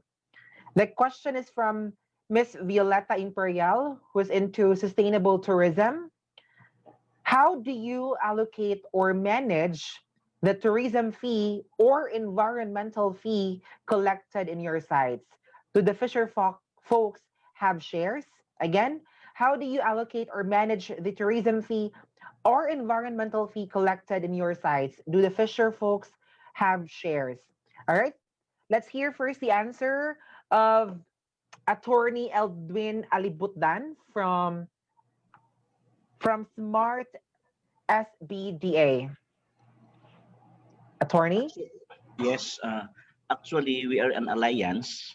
However, the MPAs is managed by the municipalities, specific municipalities, not by the alliance. For IPIL, for example, the Buluan Island Marine Sanctuary, we have not collected a fee, environmental fee. However, the allied income, for example, the passengers and other incomes, passenger boats and other incomes are given to the fisher folks who help us in the conservation.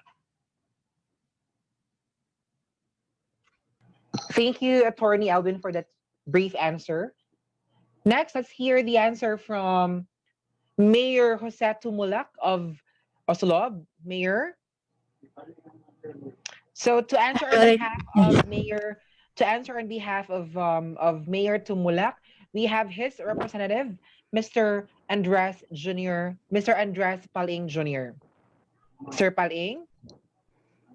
Sir, unmute your microphone. Sir Paling is the mouth of Oslob. Boy, ang gidani nung saan ni day? Okay na. Sir, Klaro na ka. Klaro your na ka. answer. Klaro na ka, you're on. Saan ni? Okay na, Okay na, sir. sir. Madali na ka. Klaro na, answer your ano. Sir Paling, it's your turn to answer the question. Pardon, sir. I am not a municipal agriculturist. I am from Bulon. I think you're calling Mr. Pros Bumidiano. I see. So, Lloyd, may I interrupt? all right, sure, Mitch. Sir June, the question is related to environmental fee. So maybe you can also answer on behalf from the on behalf as member of the SCCRMC. So do you have environmental fee in your area, and what is the sharing scheme if you have an environmental fee? Good afternoon, everyone. I am now talking on behalf of my municipality, Buloon, by virtue of an ordinance regarding the income of what is that, Ma'am Michelle? Of fee, environmental fee.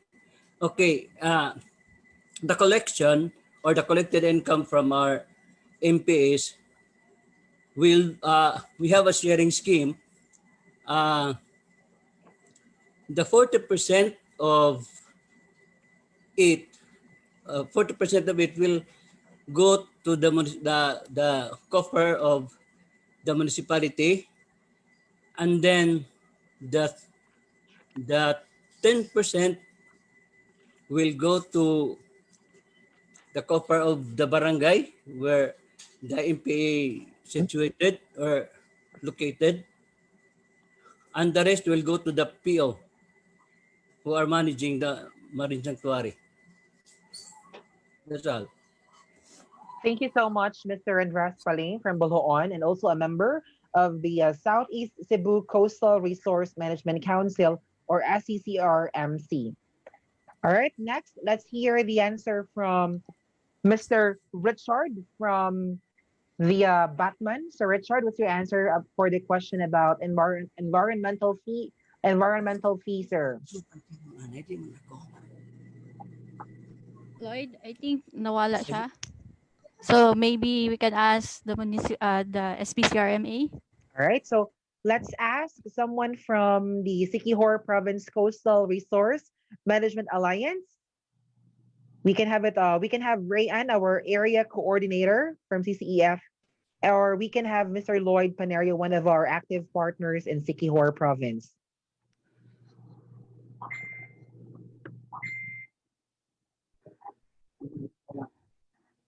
Hello, Lloyd. Or Mitch, you can read the answer of Rayan, since he's not on the Zoom conference. Okay.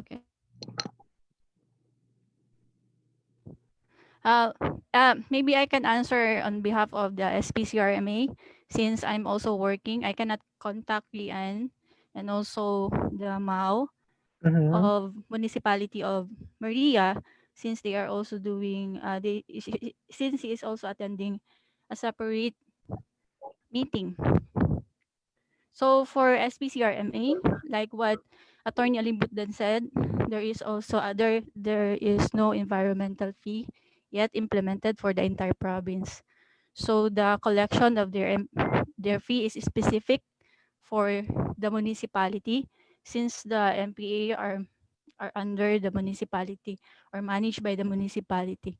So in terms of sharing scheme, actually bigger percentage of the income will go to the POs managing the marine protected area, and 20% I think in some municipality will go to the trust fund of the local government. All right.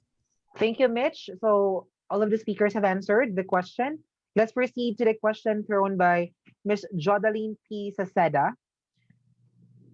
The question is addressed to the alliances who have allocated funds to their specific alliance. Question is, how did you do the process in allocating funds for the alliance's operation? Do you have counterparts from the LGUs? How did you audit the counterparts with the commission audit rulings? And do you have any official receipt for any funds downloaded to your alliance operations and programs? Did you register with a SEC or Securities Exchange Commission? If yes, is it okay, since alliance is a group of LGU representing LCEs that made them a government organization? Again, let me read again the question from Ms. Judaline P. Saceda, and I think it's also one of the questions raised in every interventions or gatherings about alliance or POs or even CSOs. First is, how did you do the process in allocating funds for the alliance operation? And do you have counterparts from the LGUs? And how did you audit the counterparts with the COA rulings? And do you have any official receipt of any funds downloaded to your alliance operations and programs? Did you register with SEC? And is it okay, since alliance is a group of LGU representing LCEs that made them a government organization? Let's hear first an answer from a representative from the SCCRMC, or Southeast Cebu Coastal Resource Management Council. Sir Mayor Tumulak, or anyone who has the knowledge from SCCRMC. Thank you. Sir Prost. Oh, actually, Sir Prost, yeah. Go ahead. Actually, good afternoon. No? The ECCRMC now has a newly set up of officer. Previous, the officer is the vice mayor. And now, the mayors is the one who manages the CRMC. We are preparing some documents about the counterparting, no? Because we have we apply a newly registrations through Security and Exchange Commissions, no? And then we have to follow the rules and COA rules and regulations. And then we have to apply also with the BIR because this is a newly organized. The mayors are the one who managing this fund, but we are waiting for that document so that we can proceed our operations. The South Cebu Coastal Resource Management Council is in the process. I think John can proceed also to. Sir June, do you want to add something?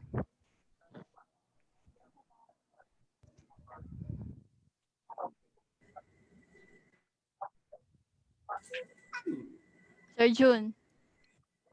Pardon, ma'am. What's the question, ma'am? Sorry. Lloyd. Sir June Paling, any thoughts about the question read a while ago? And let me read again. Let me reread the question.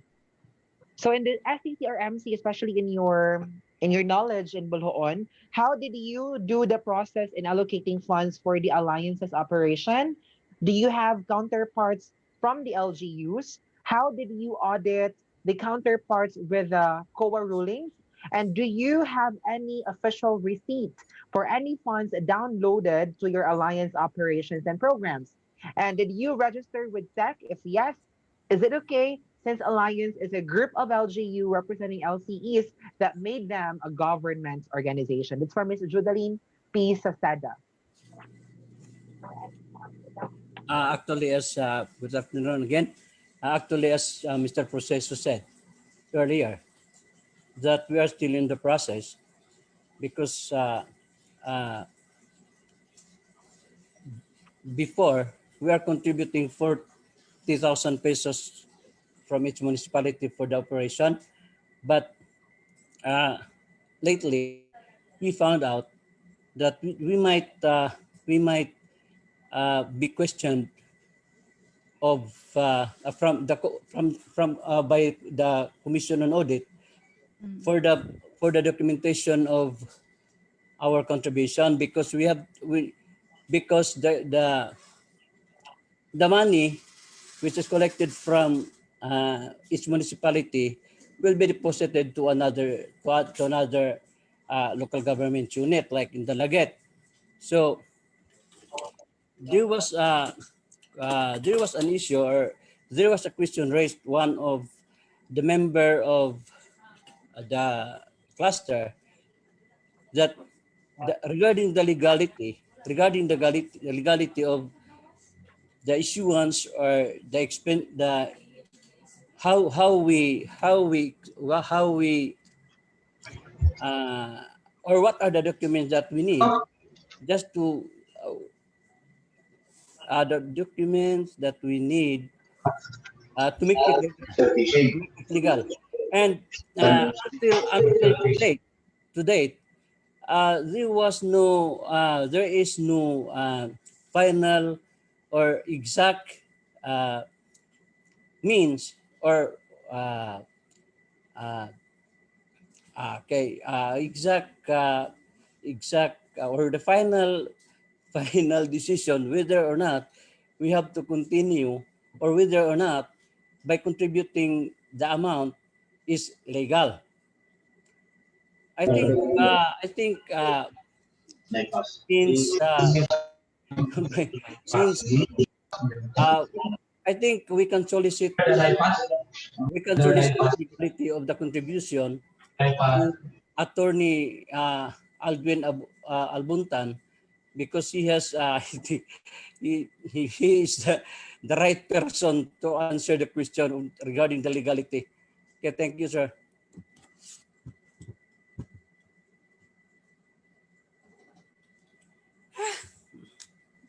Yeah, thank you so much. As mentioned by Sir Paling, Attorney Eldwin is the rightful person to answer this matter. Attorney Eldwin, you have the floor. Thank you. I may not be an authority to that issue because I am not COA. However, I have some insights over these issues. First is that groupings and alliances of LGUs are allowed under the local government code. So that is perfectly valid on my own opinion. So LGUs can group together and have a common purpose for that grouping. So that is perfectly allowed. It is provided in the local government code. Now, the local chief example in our alliance, the local chief executives are not representing on their own, but they are representing the LGUs, so that the MOA between and among LGUs in the alliance is a MOA not by the LCS but by the municipality itself, only represented by the mayors. Now, the question there is, can the LGUs allocate funds for the alliance? Yes, it can. In the same manner that LGUs can even donate funds to groupings like the Filbo, groupings like can give assistance to Red Cross. During calamities, LGUs can provide funds to other LGUs as a matter of help during calamities. In the same manner that the LGU can allocate funds for the purpose of the alliance, because it's valid. This is part of the purpose why LGUs are there. This is part of the mandate of the LGU. Example, environmental protection, that's part of the mandate. And the LGUs has that right to allocate funds for that purpose. The question there is, how shall these funds be managed to be disbursed? Okay. For example, an LGU contributes 200,000 to the alliance, it's LGU, then there must be a holder of that fund. And that fund should be in a trust fund. In our experience, other LGUs contributes funds, 200,000 per LGU. So that is the very reason why every year we have an election of the council chairman of the as in structure of SBDA, SMARTT-SBD. Why? Because for this year, for example, IPIL, the mayor of IPIL becoming the chairman of the alliance, so he will be the mayor of IPIL or the municipality of IPIL will be the trustee of that fund for this year. So the treasurer will issue a receipt receiving that fund and put it as a trust funds of the municipality of IPIL. Specific purpose. The trust fund is made for specific purpose, and that is for the alliance. The alliance now will formulate a budget.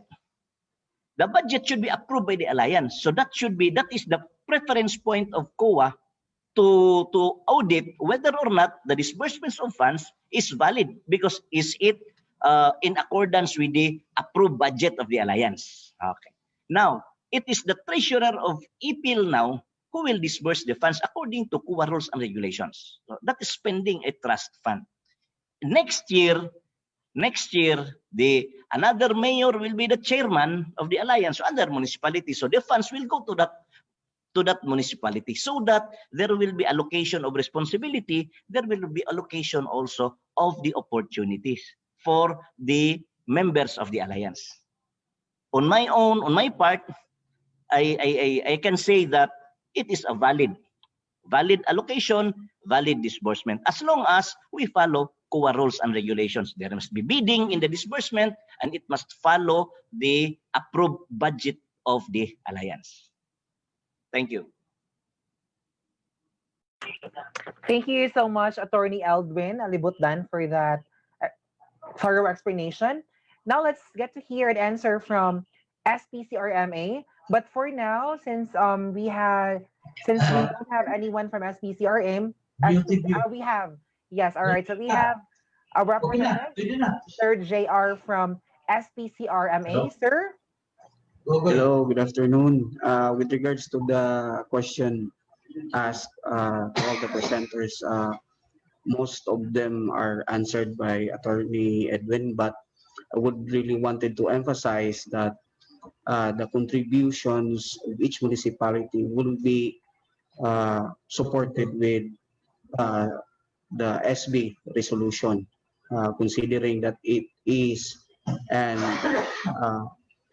Inter-LGU transaction, and of course it is subjected to the Commission on Audit ruling. So for the legality and for the issuance of visit, also the LGU will be sending the amount, and the provincial government for the SPCRMA will be the one to issue the official receipt to the respective LGU in terms of their counterpart. And that's all.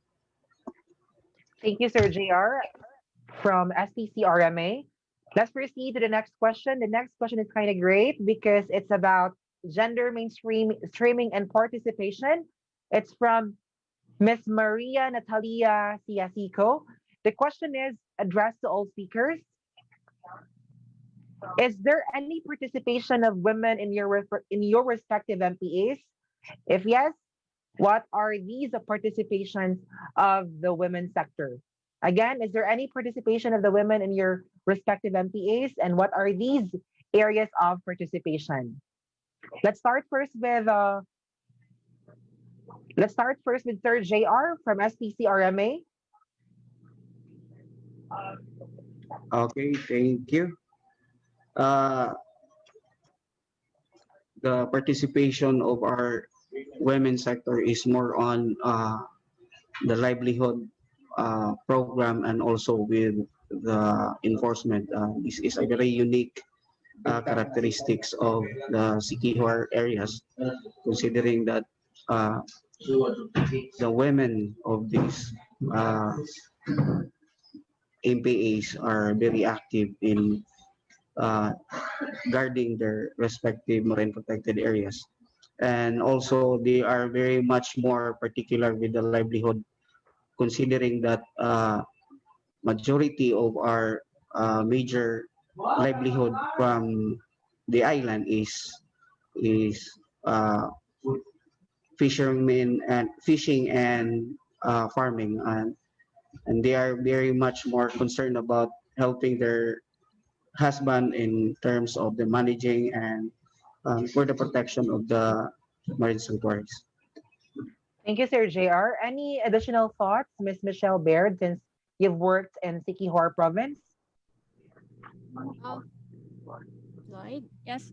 For as what JR mentioned, no, for Siquijor province, the women are very active in enforcement, not only in their livelihood, but they are also managing their own MPA. So they are also doing patrolling during nighttime. There are MPAs no, na work. There are women no, who actively involved in all the MPAs activities. And in fact, some of the MPAs are managed by barangay captain, who is also a woman. So there's a lot of women participation in Siquijor province. Thank you, Mitch. Attorney Eldwin, what are the women participations there in your respective MPAs, attorney?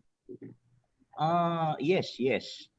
In fact, it is an unwritten rule in our MPAs in the management committee that at least 30% of the members of the management committee should be women, so as to give them the opportunity to participate, and that's also women empowerment.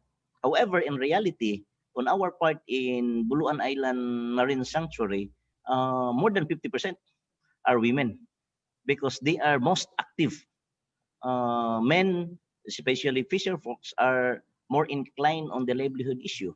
However, women have the time to participate, usually in IEC and the planning and development. So women are very active. So we can say that in our part here, women are empowered as part of the management committee of the Buluan Island Marine Sanctuary. Oh, that's so great. So hashtag women empowerment as well in the selected coastal communities. All right. So how about from the SCCRMC? What were the different women participations in your respective MPAs?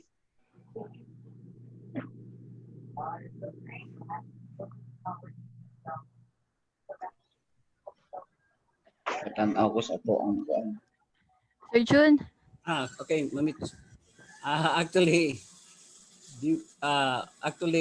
the women's participation was not actually stipulated in the speaking of the in the management of the MPAs, but the actual what have actually happened, the participation of our women is really part in the management of the MPA, since they are the bantay dagat during the daytime, because the real but their husband, the real bantay dagat, or the husband of the women are are fishing. So during the time, their wives are acting as the bantay dagat of our MPAs. Thank you, Sir June. Now let's have someone from Batman. We have Mr. Rogelio Bayron Jr. Sir, what were the different participations of women in your MPAs, sir? Sir Rogelio Bayron, it's your turn. Sorry, Lloyd. Sorry, but Rogelio Byron is from SPCRMA, not from Batman. Oh, I see. All right, so I apologize for that. But do we have someone from Batman? Yes. Women participation in our area of responsibility is very active, since especially during coastal cleanup and guarding our marine resources while their husband is doing fishing. And majority of our MPAMC members are women. In fact, our MPAMC chairmen are women. And for your information, Bindoy has won most outstanding MPAMC in the Philippines with our MPAMC chairman, Mrs. Expedita Cebu. We have received several awards because most of our PO leaders are women. That's all. Thank you, sir. Now we're done with the women's sector. Now let's have another question for the youth sector as a catalyst for the positive change.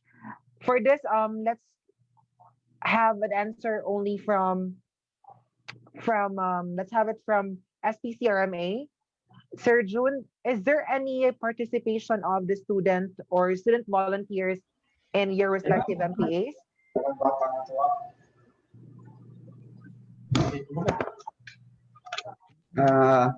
Hello? Yes, Sir June, we can hear you good. Is there Okay. any participation of the youth in your MPAs? Yes, of course, the participation of our youths are incorporated with different activities like capability building trainings, and we are intending these youths to be our future leaders in terms of our approaches towards CRM and other endeavors. So, majority of them, more or less 50 to 60% of our participants are youths. That's why we consider them our future investments in terms of our programs. Okay, thank you. Thank you. So there is really a participation of youth and SPCRMA, and I believe as well that for the rest of our MPAs, there is really a participation of youth. Up next is a question from Mr. Deo Antonio Tabelon from Southern Luzon State University. The question is addressed to the Batman Alliance. Sir, do you have a sustainable budget for long-term implementation of coastal resource management plan? Again, for the Batman, do you have a sustainable budget for long-term implementation of coastal resource management plan? Every year, each LGU will counterpart and allocate as their counterpart 250,000. And in our local government unit in Bindoy, we have also allocated 500,000 for for the operation of our coastal fishery resource management plan. Mm-hmm. I see. I think it was answered clearly. Up next is a bit technical question, but it's a great question to be answered from the speakers. We request Attorney Eldwin Alibutdan from our dear SMARTT-SBD partner. Attorney, how would the fund be allocated within the established MPA network? And how about one municipality that has a smaller water body or zone? Will the funding be equal or based on the area of the MPAs being managed? This question is from Mr. Ray John Galiaga. Thank you, thank you. The alliance, the budget is not so specific on the MPAs because marine protected area is a individual responsibility of the municipality. The alliance covers on the protection, the preservation, and it needs. How it is being allocated, the allocation of the money of the alliance is based on the budget approved by the alliance itself. So that the allocation, because it's common. For example, you need law enforcement, you need logistics, you need fuel, you need sea assets, you need the issue of incentives. So it's unified. So unified in the sense that even if your municipal waters is smaller than the other, but the same is allocated because there is a PMO. It's a separate. The project management office managed for all, but the budget is approved by everybody. As far as the MPAs is concerned, the municipality has a different budget for its MPA. Its MPA. However, as to in our alliance, we have a development programs for all. So that is allocated to all. It depends now. When your municipality has seagrass, so we allocate for a seagrass. It does not mean that if you have a seagrass here, the others are not, so you do not have a budget. No. The budget is allocated according to the resources that is being needed to be protected and to be enhanced in your area. So, but again, how the budget is made, it is being presented and approved by the council, and the council is composed of the 7 mayors. I hope I have answered the question squarely. So again, the budget is really dependent on the particular area that has to be protected, and the council is composed of the different mayors, and I think the budget is discussed within the council. All right. So next question is about ecotourism from Mr. Alfred Rabaca of MSCU Naawan. For this question, let's get to hear the answer from two alliances which are SPCRMA and SCCRMC, who are really into ecotourism. At this point, let's get to hear the answer from Siquijor Province Coastal Resource Management Alliance. Sir June, the question is there any resource valuation survey conducted or done to MPAs open for ecotourism? Again, is there any resource valuation survey conducted or done to MPAs open for ecotourism?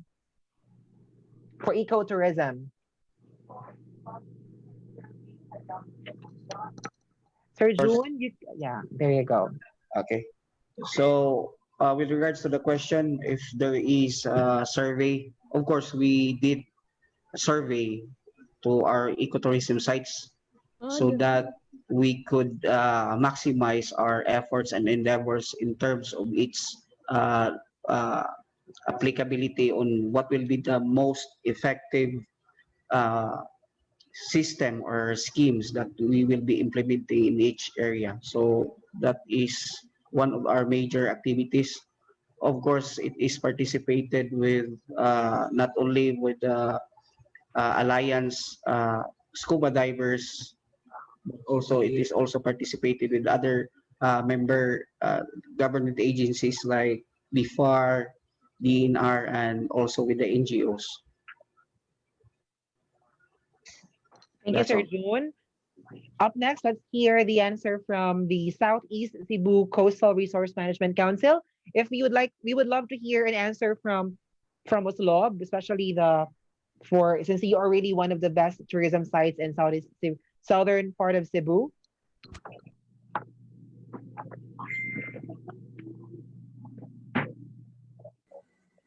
Or anyone from the SCCRMC from Adabos?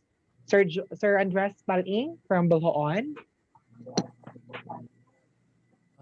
Good afternoon again. Sorry, sir. I don't have much idea on the tourism. I am very sorry. All right, it's really fine, Sir Andres.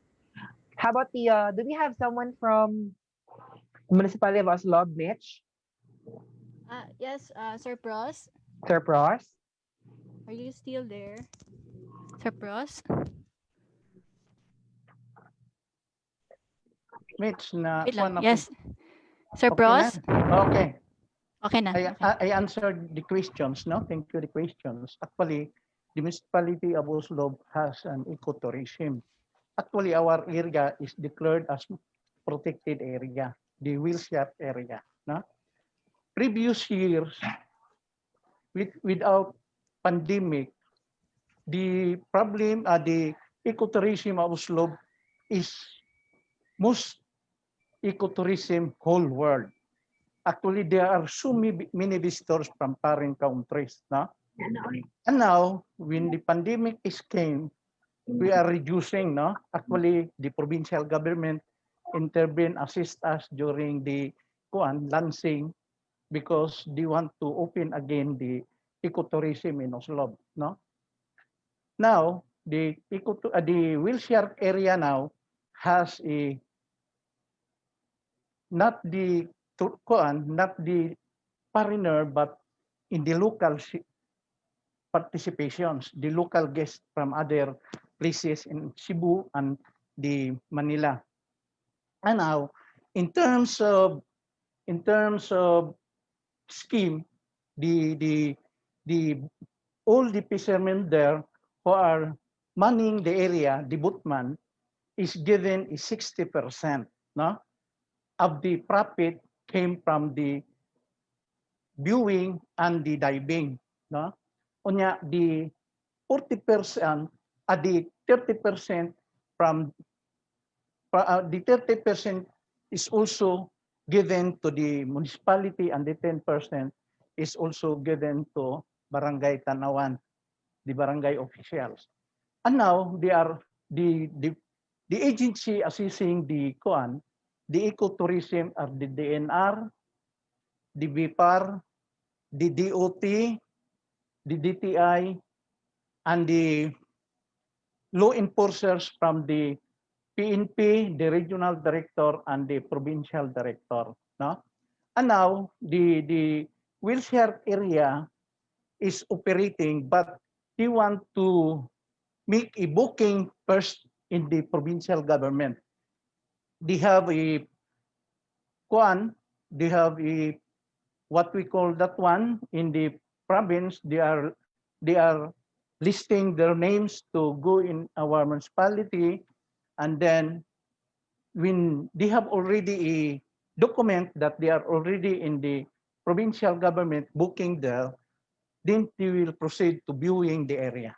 That is the situation now of the Oslo ecotourism in the wheelchair area. Thank you. Thank you so much. Thank you so much. Thank you so much.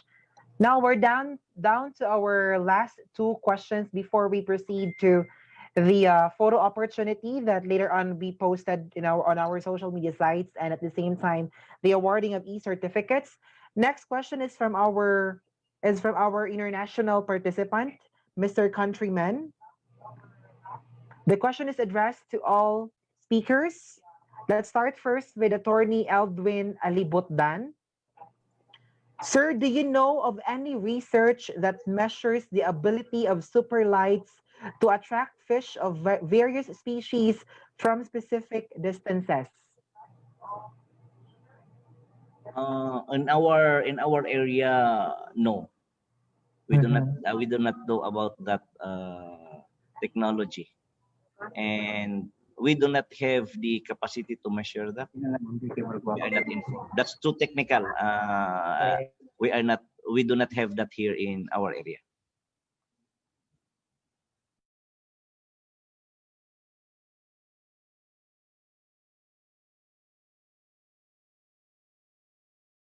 All right, there you go. So let me ask again let me rephrase the question, since the question is a bit relevant to our day one speakers who are really technical person. So here's the question of Mr. Countryman that I think can be answered by the LGUs. Sir Attorney Eldwin, if I may, is there any restrictions on multiple boats operating together as as as a single light source to get around power limits per vessel? In our part, we do not have that. Again, we do not have that because our bay is an interlapping municipal waters. So within the bay, it's municipal waters. So practically, that kind of fishing is not allowed within our bay because that is commercial already. True. So in no way that is allowed in our area because the whole Sibugay Bay is a part of municipal waters within 15 kilometers from seashore. Mhm. Thank you so much. So I think it's really clear that it's really not allowed because again it's commercial fishing. So let me check the chat room if we can still see um question from our participants. Is all right. So I think I'm seeing none already. So all questions has been answered. But for the follow-up questions, I believe the speakers will be able to check themselves about the follow-up questions thrown a while ago for a specific question as well. So we thank again the speakers for gracing our invitation for this 2-day first virtual MPA conference with the theme Sharing Experiences, Common Lessons on Sustainable Marine Conservation and Management. So at this point, let's let us proceed to the awarding of e-certificates to our speakers.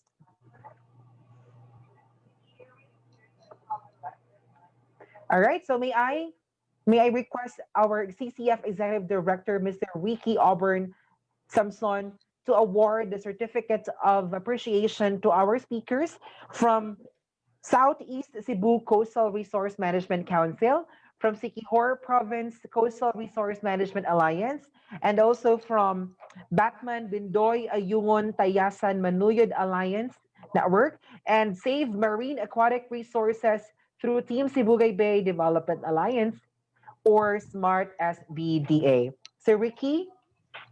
Okay, thank you, Lloyd. I would like to thank our speakers this afternoon for their time and for sharing their experiences in managing their own marine ecosystem. It's been a very productive afternoon, and we hope that apart from answering the questions, that we hope that you're also able to get something from the other networks as they also try to answer the questions. So in behalf of CCEF and Unico Conservation Foundation, we'd like to give to you this small certificate of appreciation. And I'd like to read the citation. Certificate of appreciation is given to Honorable Noel Monte for his contribution as resource speaker during the 2-day first virtual Marine Protected Area Conference 2020 held on the 9th and 10th of September 2020 via Zoom and Facebook Live. So, Honorable Monte, thank you so much for giving us your time representing the Siquijor Province Coastal Resource Management Council.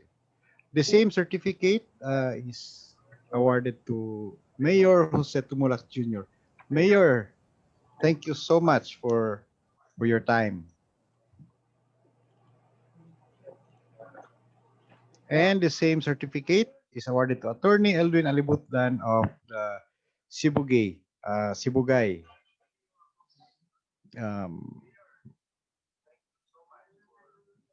Thank you, Attorney. And the last speaker this afternoon, Mr. Richard Balauro of the most from the most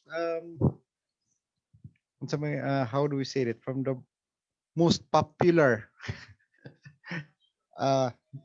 name of the alliance, Batman, Mr. Richard Balauro. thank you so much for your participation and uh, for the time that you've spent this afternoon with us. Thank you so much. All right. So thank you so much, Sir Ricky, for for awarding the certificate to our dear speakers. At this point, let's have first the photo opportunity before we proceed to the closing remarks. Still to be delivered by our executive director, Mr. Samson. If it's not too much to ask to our dear participants, there will be, since we have 165 participants, so we need to have there are 8 slides for this, so the photo opportunity might ask a couple of minutes from you guys, so we have to smile yun, no, para because we have to capture 8 times because there are 8 slides for 165 participants.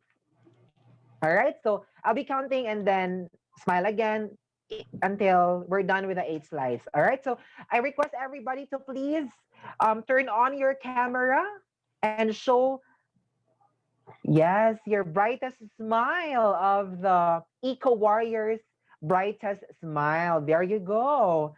Fresh, fresh na fresh. All right, so first slide in 3, 2, 1. Let's smile. 1, 2, 3. 1.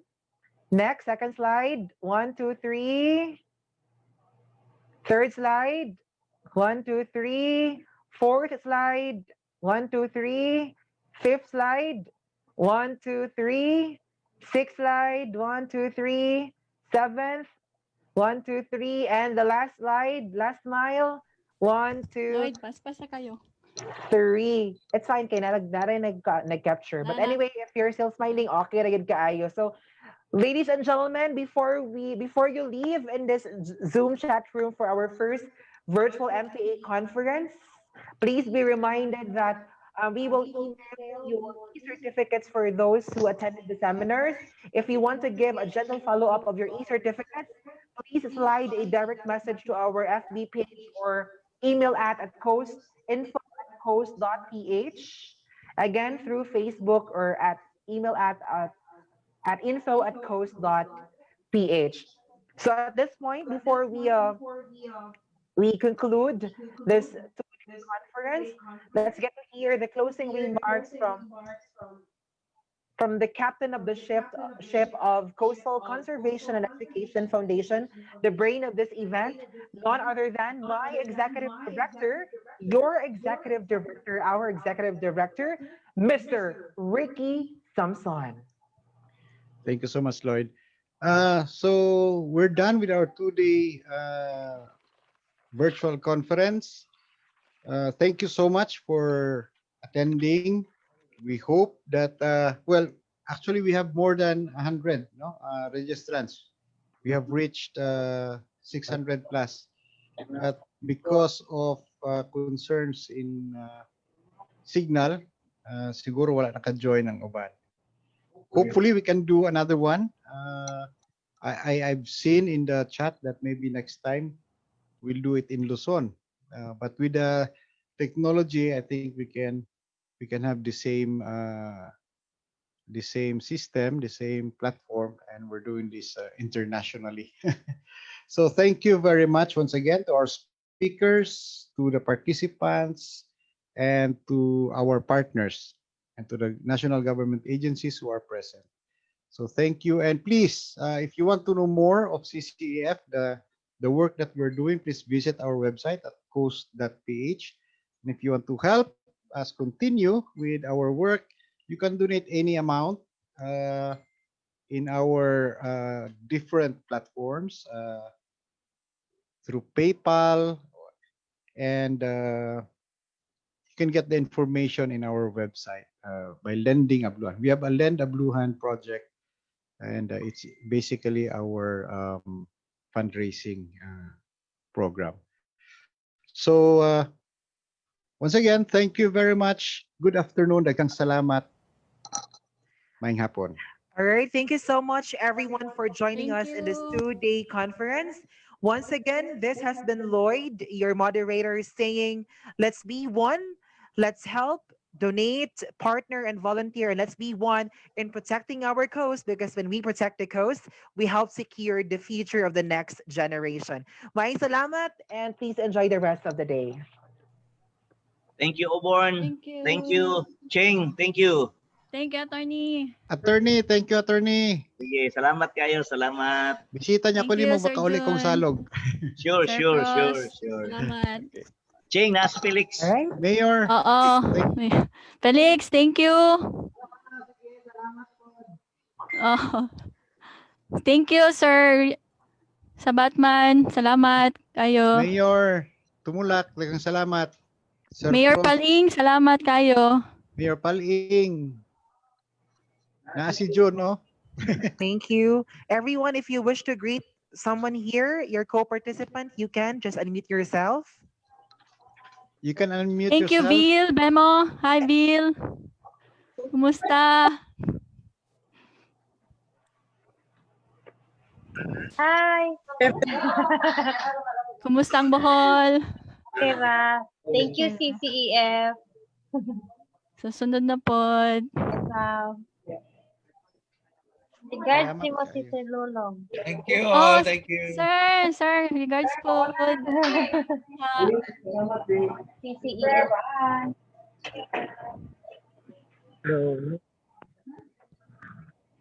Amping mo diha, Bill. Thank you.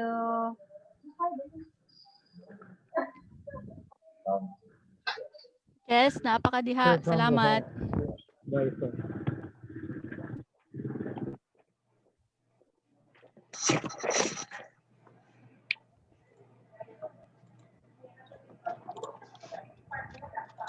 Hello, is there an evaluation form daw? Titit, mayong hapon. Tet, mayong hapon. None. Tit, mayong hapon, Tit. Dami mo evaluate po, halaha. Nabako na evaluation form. Iset lang na, iset. Thanks, everyone. Iset lang. Evaluation form? Mamits. Sir Jun, yes. Sa tuo kog maminaw ra ko. Sir Pros man na ang sadaan good.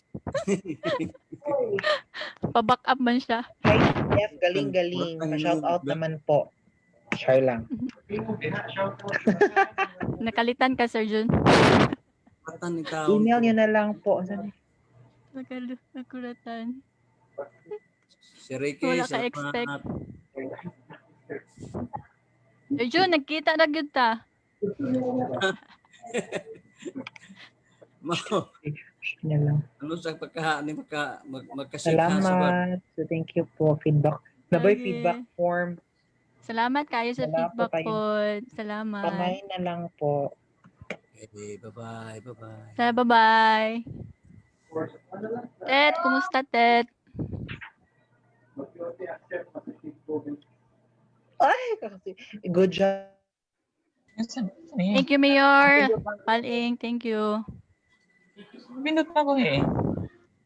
Dan David is speaking. Istorya ka. Wala. Go to nila. Nakabuhay. Alex, salamat. Intro na siya na eh.